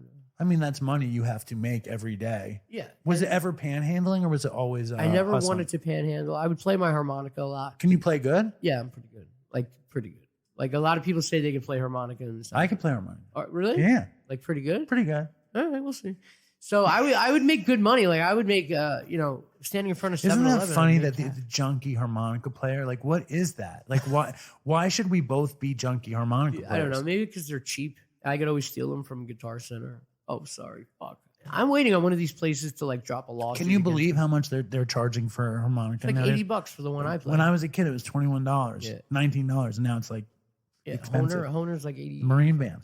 Anyway, Crazy. dude, we were just you kick, you know. Yes. So yeah, I didn't even buy meth, bro. Like I used to get meth for free. I would just buy the heroin and they would just give me Throw in the meth. Yeah. So that's what I'm thinking. I didn't even really know I was a meth addict because I was never trying to ever get meth ever. It was just there. It's like it got to me how weed is to somebody in LA in the valley. Meth there is like how weed is in Jamaica. Because everyone's just growing it. Dude, everyone's smoking meth out there, like in the valley. It's not like some crazy thing. So, did you ever stumble on a meth dealer named Diggy with a shaved head? Oh, you know Diggy? No. Oh, well. That'd have been hysterical. So, I was kicking in jail, and when the candidate for drug court came up, I actually had to think about it. I was like, do I want to go through this bullshit a year and get sober? How soon after you get busted? Or can I just do the time? How soon after you get busted did you become the candidate? About 3 weeks, I was sitting in court. And you kicked in the cell. They didn't give you methadone. They gave me nothing. No methadone, nothing. And it was hard on them too, man, because, at one point I took a shit on the bed, right? Mm. And instead of cleaning it up or calling for anyone, I just took the mattress and flipped it over. Because you're fucking sick. Yeah, dude, like I couldn't move, really. The stink in the room got so bad, and the guards came by. And imagine, I'm just sitting in that room. You're lying in that bed. Bro, yeah. With shit on the other side of it. Yeah, man. And the guards had to deal with you. And They had to come clean it up, and they literally, I couldn't get off the bed, so a couple of them, 3 or 4 of them, picked me up and put me in the shower. Did you get to use it all when you were in jail? No. Okay. I wasn't thinking about that. I was ready to get clean. Okay. And so when they give you the option to do drug court, play it out for us. Yeah, they were, the option for drug court came up, and I was into it because out there on the street for the last year, I'd wanted to get clean, and every bag I got, man, was my last bag I'm ever gonna get. I'm gonna get this. I'm gonna get high today. I'm gonna get well, and then I'm gonna go to detox. I'm gonna go check myself in the state every time, every bag for a year. I'm not kidding. I really was telling myself telling myself this consistent lie. So I wanted to get better. I just didn't know how to do it. And when I went to the state places, they were just nightmares, disgusting. It wasn't filthy. a lie though, because you wanted to believe it. It was self-deception. Yeah, Right? It I like wasn't a that term. lie. Because you wanted to be able to use and be like, now it's done. But I don't think lying is like that. I don't know if it's even necessary to make a distinction. But like, I don't want you But to it's different. I know. I see what you're saying. It is different. It is self-deception because you're telling yourself that. It's not like I'm lying to myself because that would make me like schizophrenic, right? Like two different personalities. or just totally like against yourself when that wasn't what was happening. And the end of a run, it's like lots of self-deception. And what really screwed me over out there was lack of a cell phone. Right when I first got out on the street, like month 2 or 3, I couldn't keep a cell phone. It would get stolen. I'd get a new one. As soon as I would get it, within the next day, it'd get taken. And so I couldn't even reach out to people for help when I very first ended up on the street. Well, who would because I I'm don't know, thinking about it. friends or I'm something. thinking about it like you were living with your folks until he died. Yeah. And then it's like then you're blinded in fucking a drug tornado. Who would you have called? I don't know now that I think about it. Like I know your sister said she was looking for you in that period. Yeah, I don't know about that. I don't know, man. I don't know who I could have called, but I know that my head wasn't focused on how to get housed. It was focused on how to get high. Sure. So if I was focused on how to get housed, I would have found a way. But, just like you did get high. right, exactly. I understand. I just wasn't even concerned with that. So it was, way too far down the line. So the judge gave me permission to do drug court, which is a big deal. She could have said, fuck him, let him sit in a jail cell, asshole, breaking in people's houses, stealing shit, let him learn his lesson. But she didn't. Probably she was going to give me like a chance or two, and then she was waiting on me to fuck up, and then she would have thrown me in jail. So I got out, and I didn't want to test dirty because they could have put me right back in jail on one dirty test. So I kind of made a deal with myself to hold off, stay clean for as long as I have to, till I don't have to test anymore. About a month into rehab, it just hit me, man. That shit was not going to work out well. Like, this is not going to go. I really admitted the patterns that I started to recognize, but hadn't really admitted that had existed. But now I realize that these patterns are there. They're going to, if I do the same behavior, it's not that I might not end up in the same place. I will end up in the same place. What year was this? This was 2020. Right. And this is the beginning of your recovery, of your sobriety, whatever you want to call it. Right. Fucking. So then I started praying to God. I don't even know if you're there. A good way to prove to me that you exist would be to take this obsession away. When did you start going to meetings? Well, I did. Right when I got out of treatment, I had to fulfill, I think I was court ordered 120 or 130 meetings. So where did you go to treatment? I went to treatment in Lancaster, California. Okay. It was like a nice, small boutique type of place in the desert. And I really liked that because I felt like, separated from LA. And it was just in the desert. It was like it felt like a healthy place to recuperate. How long were you there for? I was there for 90 days. And Wait, before that though, what was the story where the woman who worked in recovery, who was a child actor, saw your picture? What's that story? yeah, she saw my picture. She knew I was in jail. And we were friends from when we were like 15 or 16. So she's in the recovery business. She wanted to reach out and help me. So really, she helped. The court would have put me in drug court, but I was in Marysville, California, which is like bumblefuck. It's up by Sacramento. And they would have let me do drug court, but I would have had to go to like a Salvation Army program or a church program in that area. So Natanya was able to politic to let me come to Los Angeles to go to treatment at the place that she had picked out for me. And, you know. She was an addict in recovery too. Yeah. And she was like, I know this kid. Yeah. And like, let's give him a chance kind of thing. And she was just from day one, like my biggest champion. And she would defend me if need be. And she would, you know, advocate for me and just like showered me with love the whole time. You know, like you need some of that when you're facing this dismal road ahead of you. It's like, you know, right when I'm sitting there in recovery, I don't have any teeth in my face. I don't think anybody cares about me. I have nothing, you know? I have nothing. I don't have a driver's license. I don't have a bank account. I don't have a cell phone. I don't have shoes. It's hard to like imagine your future and get excited about this journey. I was just like, my energy was kind of sulking. You know what I mean? Because I felt defeated. I hadn't seen my reflection in so long. I didn't know what I looked like without teeth. Right. Until I got in rehab and looked in the bathroom mirror. And the first time I saw my reflection, I fucking jumped. It's not an exaggeration. I was scary looking. And then I had the thought to myself, even if I get fucking clean, stay clean, look at me. I'm a fucking monster. So, and then I was deathly afraid of dental work, even getting a fucking cavity. So like, I wasn't contemplating having full facial reconstructive surgery. And then if I had to do that to get better, I didn't do. How could you do it without pain pills? Yeah, dude, like fucking, it was a mess. It was a fucking mess, bro. So, you know, I just started to just get momentum slowly. And really what helped me was getting my teeth fixed. And that took 2 years. Looking back at it, if I had to do it, I don't think I would have done it. I can't believe I let them fucking do this to me. Every 3 months, they would just completely shred my face up. Every 3 months, I would have a surgery and then I would heal for another 3 months. And no painkillers? No painkillers. Nothing? No. What would you, nothing? Aleve, Tylenol? Advil, Aleve, and Tylenol. Like crazy dosages. NSAIDs, yeah. Where would you stay? I was living in a sober living at this time, and I still am. Okay. And how was that? How did that compare with hustling on the street? It's a lot easier. So I'm grateful. It's getting kind of old situation because I'm a 43-year-old guy, and I live in a sober living with, like, you know, kids. Sober living's for young guys, you know, it's not for 45-year-old men. So, you know, it's been challenging, dude. I'm not gonna lie. You'll but get to the next place when you're I feel time. I feel like that. You will. But I am so grateful that I'm not out on the street. That sometimes when I have like little problems, I know to, like, you know, take a minute and reassess and just I remember the bad times. I keep that stuff with me, so I'm constantly in gratitude, and I'm not bullshitting. I can tell. It's amazing. Like I forget gratitude all the time, and I have so much to be grateful for. It's just funny how things go. It's easy to forget shit, you know, and it's like, and you're not forgetting this shit anytime soon. That's right. I had this quote that I thought was really interesting that I heard you say. 10 people walk into a 7-Eleven. One of them will give you $1. One of them will tell you, you fucking stink, you piece of shit. And 8 of them will act like you're not there. I didn't know humans were like that.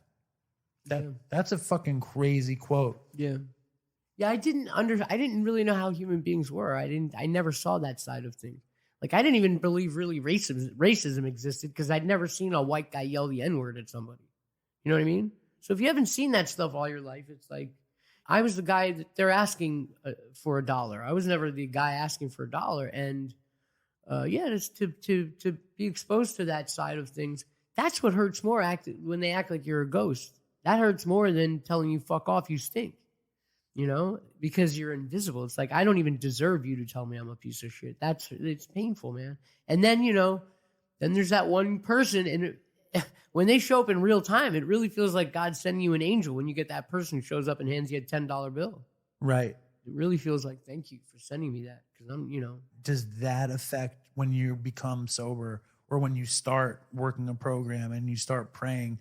Can you connect to that feeling of when you're begging and you got Yes. $10? Yeah, I connect to that feeling because it's this feeling of like a loving guidance that is the same energy that is recovery. So it's that same feeling that has gotten me through this whole time. For me, I never had much of a connection to God, but I knew that I needed one. It seemed as though I would need one if I was actually going to get sober. And then when I heard rarely have we seen someone thoroughly follow the path and not attain these results, I was like, I never thoroughly followed any path. I need to thoroughly follow this. Well, I think that's incredibly important that you said that, because I feel like, it's my interpretation, that the 12 steps are literally an instruction manual on how to have a spiritual awakening. It is. Yeah. 100%. It says after having done these things, we had a spiritual awakening. So it deserves some evaluating. If you haven't had a spiritual awakening, maybe you need to do your steps again, because I know people that don't feel like they've had that awakening but are in the program for a while, So it definitely, according to 2Bs, you can't recover without that without that awakening. So that's what we're trying to get at. And I've never seen anybody do those steps, like try to strengthen their relationship with God through prayer and meditation, make amends, clean their... I've never seen anybody do those steps and not do well. Right. Right, exactly. It's not possible. And when you're not doing well, you're not living in those You just steps. got to figure out which one of those fucking things. For me, it's like, I honestly feel like 6 and 7, like getting my character defects removed was I was on those steps for like a year and a half or 2 years or something. And I still feel, I did the steps again, and I still feel like my character defects are always coming back. Sure. And I forget to ask for them to be removed. You know what's an easy hack for me for that?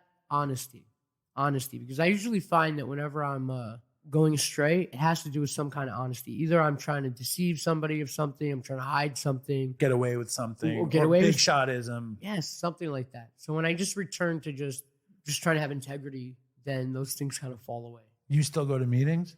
I haven't, just because the day I went to court and I had completed my responsibility to them, it was kind of like the end of COVID too, so the meetings are just starting to be in person again. I haven't been going to meetings, but I'm craving the connection with that community. Yeah. And so it is something I'll be doing when I get back to LA. You still talking to sponsor or no? No. All right. Well, I could never. I've tried to get 3 sponsors and it hasn't worked out. One guy I got was a fucking, it's like manic depressive. He bummed me out. I'd call him up. I'm like, bro, I feel like using. He's like, yeah, me too. Like, what the fuck? Do you have a sponsor you can call, or what do we do? How do we work this out? So we ended up going to the strip club. This guy, son of a bitch, has the nerve to ask me for money. That's not. You don't ask your sponsor for money. No, it's the other way it's supposed to go. That's what I thought. Yes. I'm like, this is totally backwards. And also, I'm like, I thought this relationship, I thought lending money was off limits. He's like, well, why would you think that? I'm like, because you said that on our first conversation. Remember, you're like lending money. Well, let's just say this: when a sponsor says, "Can I borrow money from a sponsee?" That's bad. That's not good. It's not going to end well. That's not a good sign in the relationship. Now, and then let me just say this too: Please. I met another sponsor, and I had been clean for almost 3 years. And I have one friend that's like, big in the program, and feels like I'm doing it incorrectly because I don't have a sponsor. Right? For me, I read the big book. I can't find the word sponsor in there. No, it's not in there. That's what I thought. Anyway. So I made an attempt. I'm like, let me go and see, because my mind is open to things, right? I don't turn anything down without investigation. So I called the guy, and he wanted me to do a bunch of writing assignments. And, I get it. I just feel like I had done that part already. Someone just told me, like, I had an issue with my sponsor, and I met this guy that I really liked, really successful guy. Like, I was really interested in learning from him. And he was like, I hear you're having, because I'd said I was having issues with my sponsor. And he was like, well, I work out of this book, this workbook, fucking 120-page book. He's like, why don't you do it with me? And I was like, because I don't want to fucking do that. I don't want to write all that stuff. Mm-hmm. And he's like, you don't sound willing. And I was like, no, I just said I don't want to do it. But like, I'm trying to get myself to do it just because, like, why not? Right. You know what I mean? And also because I want to write. Like, I've never written anything. I want to write something, but the only way I can write anything is if I actually write anything. Sure. So, like, I'm trying to use this as some kind of hack into writing. You know what's a great act, too? I read this book called The Artist's Way. Are you familiar with that book? Yeah. So they have you doing the pages. The morning pages. Yeah. That's a tremendous access point, because I've been doing that for 2 years, and I got to say, it has helped me. You're doing it now? Immeasurably, yeah. That's awesome. And just journaling, it helps quiet my mind so much. It focuses my writing. I mean, there's so many benefits to it. And also just this simple act of being disciplined helps me so much in life. Like when I wake up and I don't feel like writing those pages and I make myself do it, I feel good the rest of the day because I know I'm strong. I have strength. I'm, Because you're disciplined. You're doing right, something. Exactly. Now, what's the plan? Like, what's the dream? Can I say one other thing? Say anything. I feel like that big book was so prophetic to me. Like those words in that book, I felt like It was you. yeah. And I know several other people that feel the same exact way. So I really feel like that's a prophetic text. I feel like in some ways the community is to the big book what religion is to the Bible in some ways. In that I feel like the Bible is something that you can just Draw from. In the same way the big book is. I don't feel like the big book is useless without the program. I feel like some people kind of act like it is. Yeah, I mean, I've decided in my old age that I don't care. You know what I'm saying? Like, Right. meaning, like, if you get enough from the big book, great. If you get enough from the fellowship, great. If you get enough from meetings, great. If you get enough from smoking weed, great. If you take ayahuasca and you're in touch with a higher power, terrific. For me, I just don't want to fuck up anything I'm doing. And I want to I like my life and it's working. So I do it the way, and like the thing That's the right way to do it. the thing that I always heard, like I got sober when I was 41, right? And I couldn't get sober forever. In the meeting that I got sober in, they just said 100 times, like, do you have a sponsor? Are you doing steps? Do you have a sponsee? Do you go to meetings? He's like, if you do all those things, the chances of you relapsing are way diminished. And I was like, okay, that sounds good. Yeah, but I mean that makes total sense. I always thought of it as like bundling up, or like reverse strip poker. Like you're not going to be naked because you have all these clothes on, Sure. and you have all these different layers Sure. of defense. But no matter what the actual thing is, you're investing your time and energy into your sobriety, right? So Right. I see it as like a giant coin jar. yeah, And anything you do, you're throwing coins in there. You just want to fill it up. spiritual dollars. Exactly. You just want to fill that box up, whether you're going to a meeting, doing your step. Talking to somebody. Right, exactly. I hear you, Just man. keep working on throwing coins in there because you don't want to neglect that box. You don't want it to get to empty. You don't want to have nothing left. I had a couple more questions. I wanted to know what your dream is now. We hinted around a bunch of interesting stuff to me. It's professionally, but it's more than professionally because I derive a lot of my identity through my work, So it'd be a big part of my life to get my stand-up comedy tour going on a lot of levels. It's just like something I've always wanted to do my whole life, and I never just gave it the focus necessary to get that done. So it's kind of a little bit about proving to myself I can do it, just with discipline-wise. So I'm trying to do stand-up comedy, but people are telling me that they get some inspiration from my story. Of course. So if I can figure out a way to be really funny and be able to deliver a heartwarming talk that is able to inspire people and give people strength and hope at the same time, I would think I would really be fulfilled, being of service in that way while using what I believe to be my gift. I've never said that out loud. That would really make me happy. And, I've never really been a guy that wanted family that much, but I see these guys with their little sons, their little mini-me's, and I'm kind of maybe wanting one.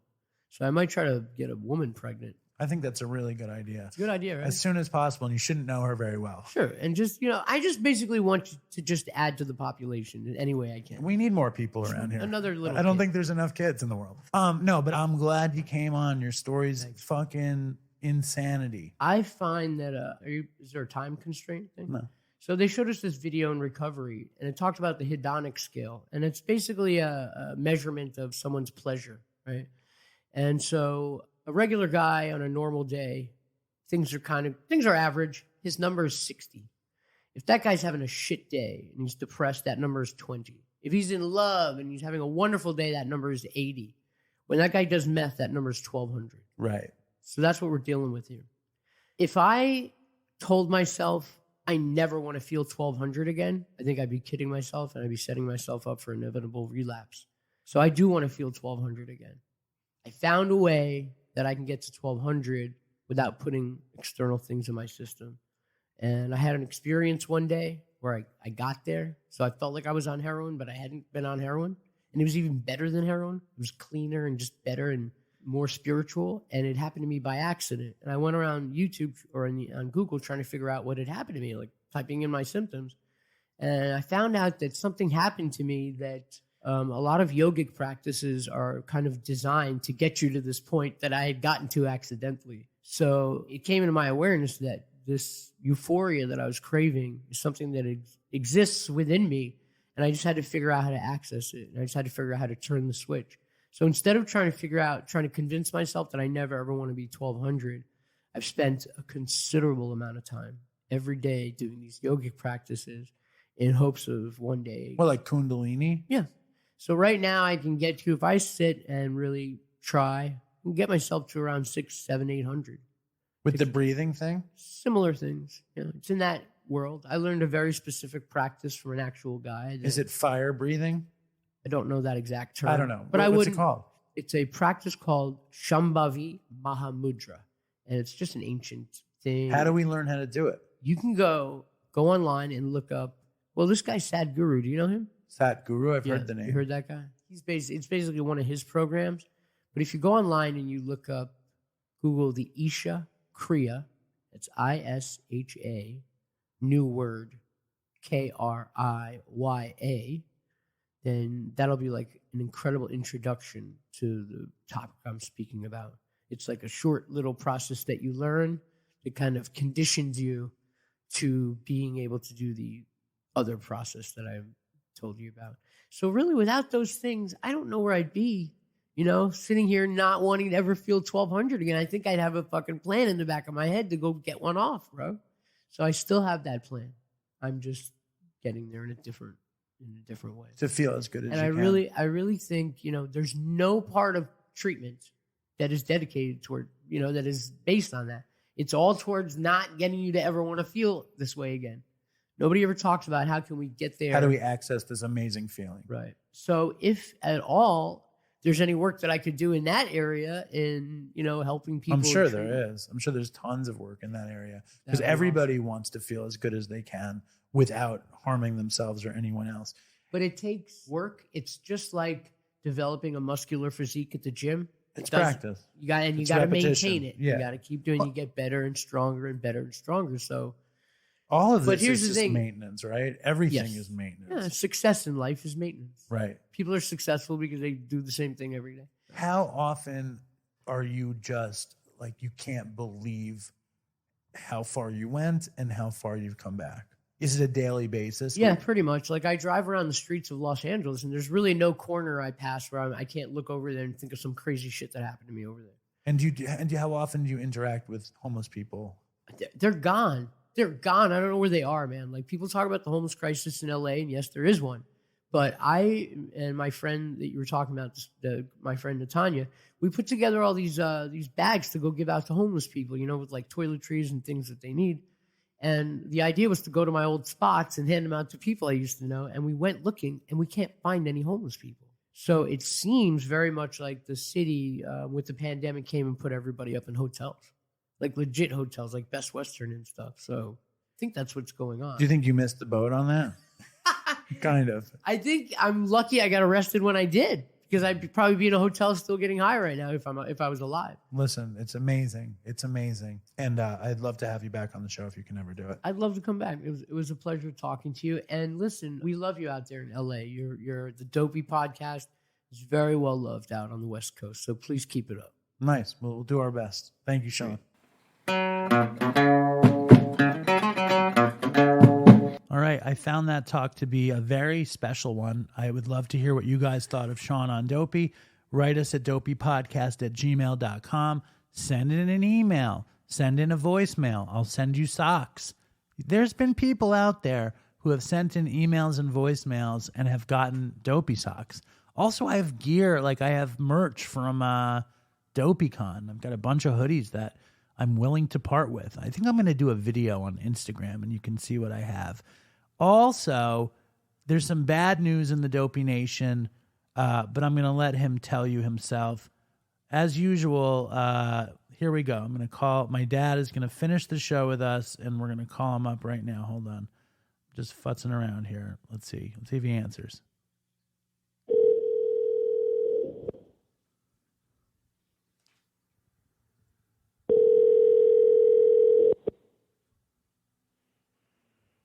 Hello? Hey, Dad.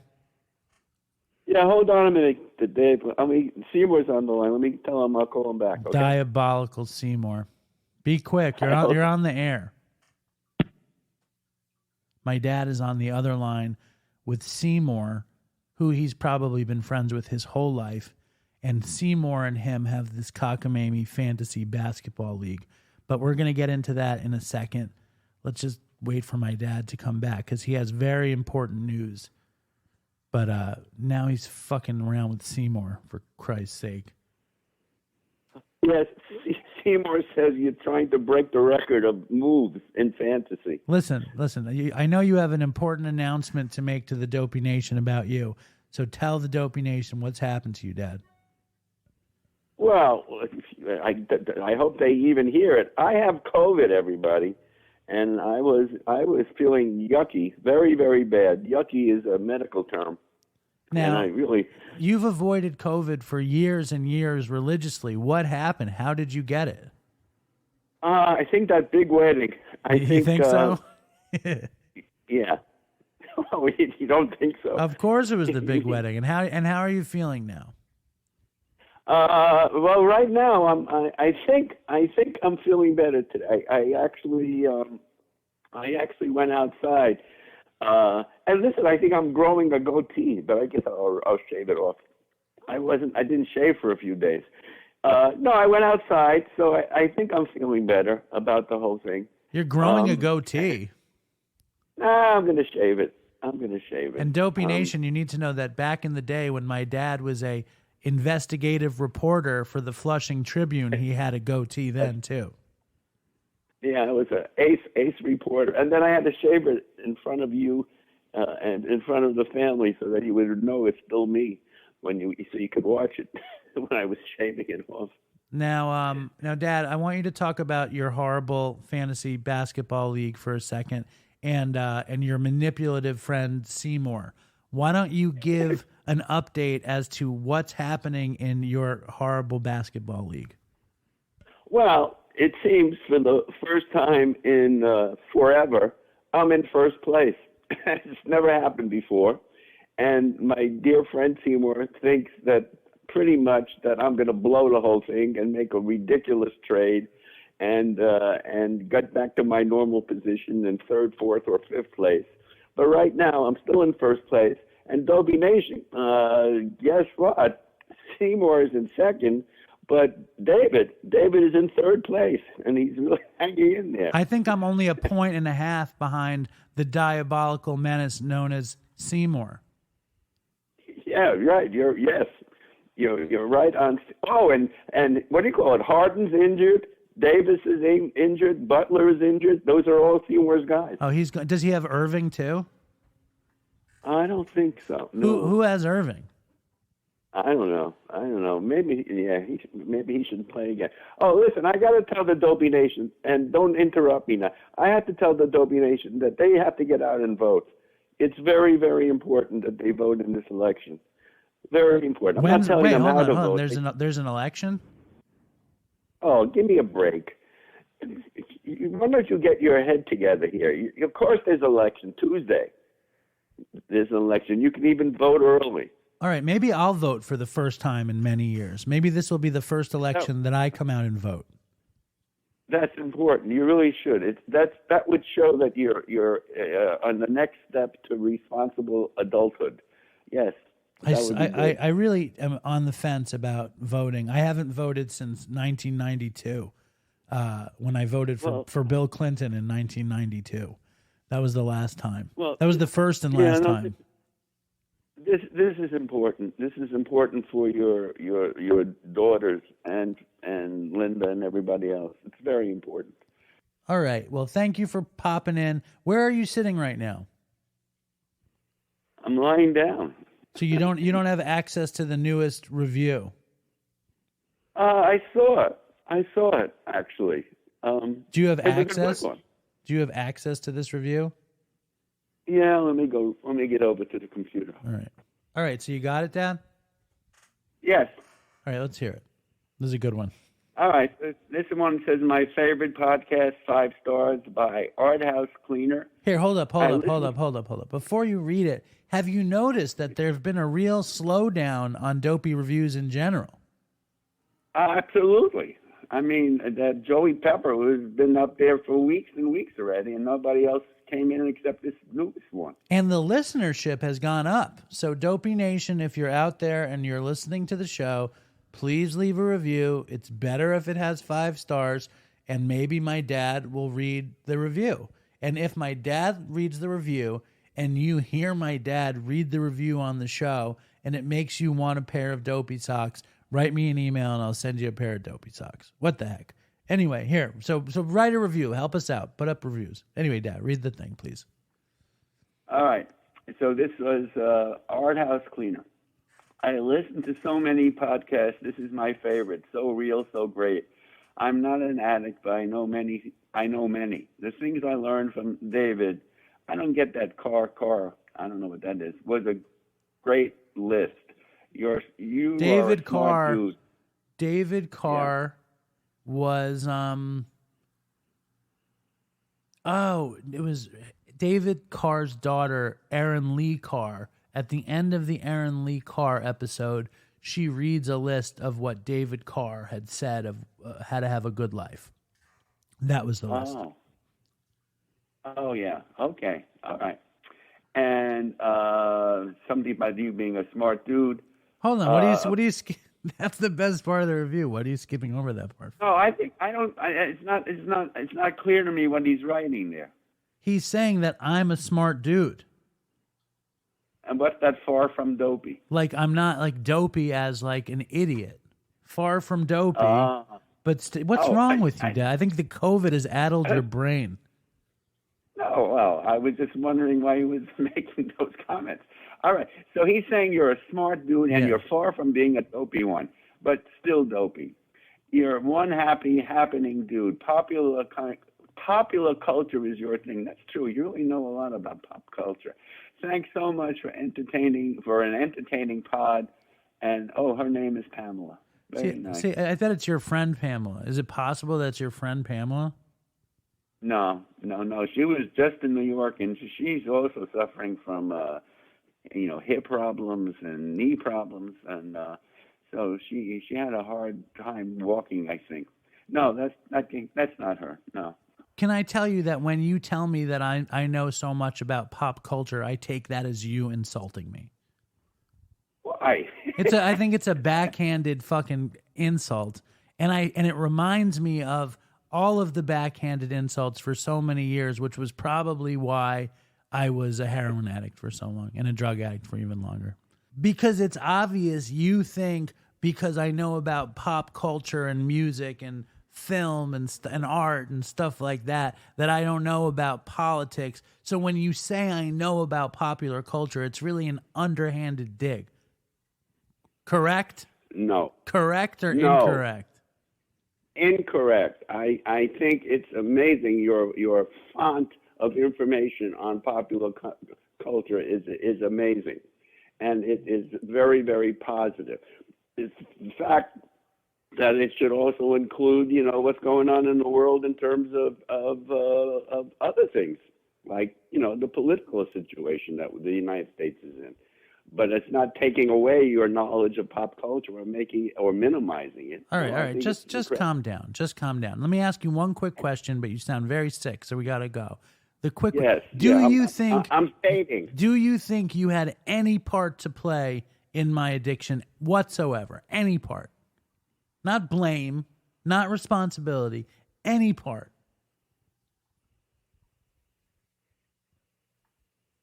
You wouldn't be here unless my sperm cell met your mother's egg cell. Yes, so that was my contribution. All right, enough of this. Do you have any good chicken soup in the house? Yeah, well, I already had a quart of it. Yes. You think I should have another quart? Yeah, I think you need another quart. You don't sound good. The Knicks are playing tonight. The Knicks look terrible. Did you see the that last game against Atlanta? Why didn't they trade for DeJounte Murray? They could have given up 3 picks and a guard and gotten DeJounte Murray. He is super. He is absolutely super, that guy.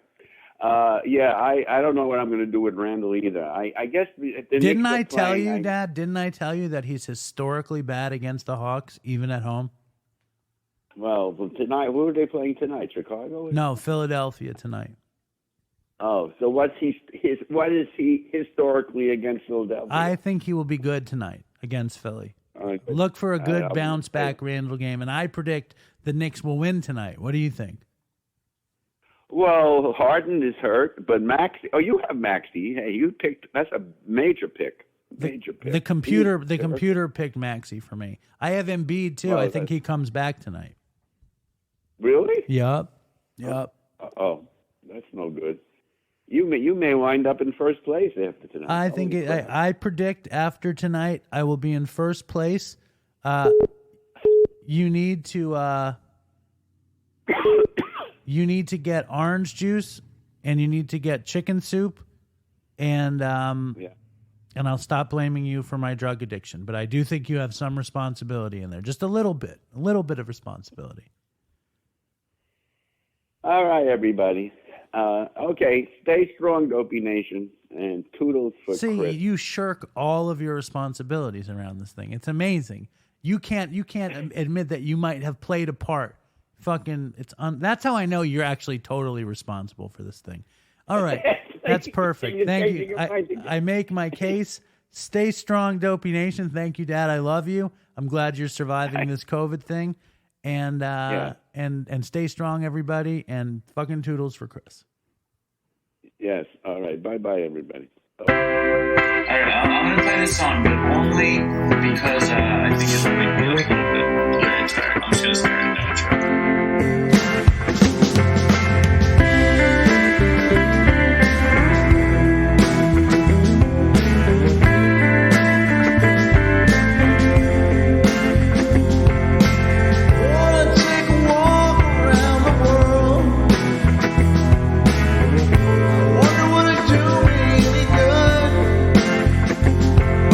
Until I get some money,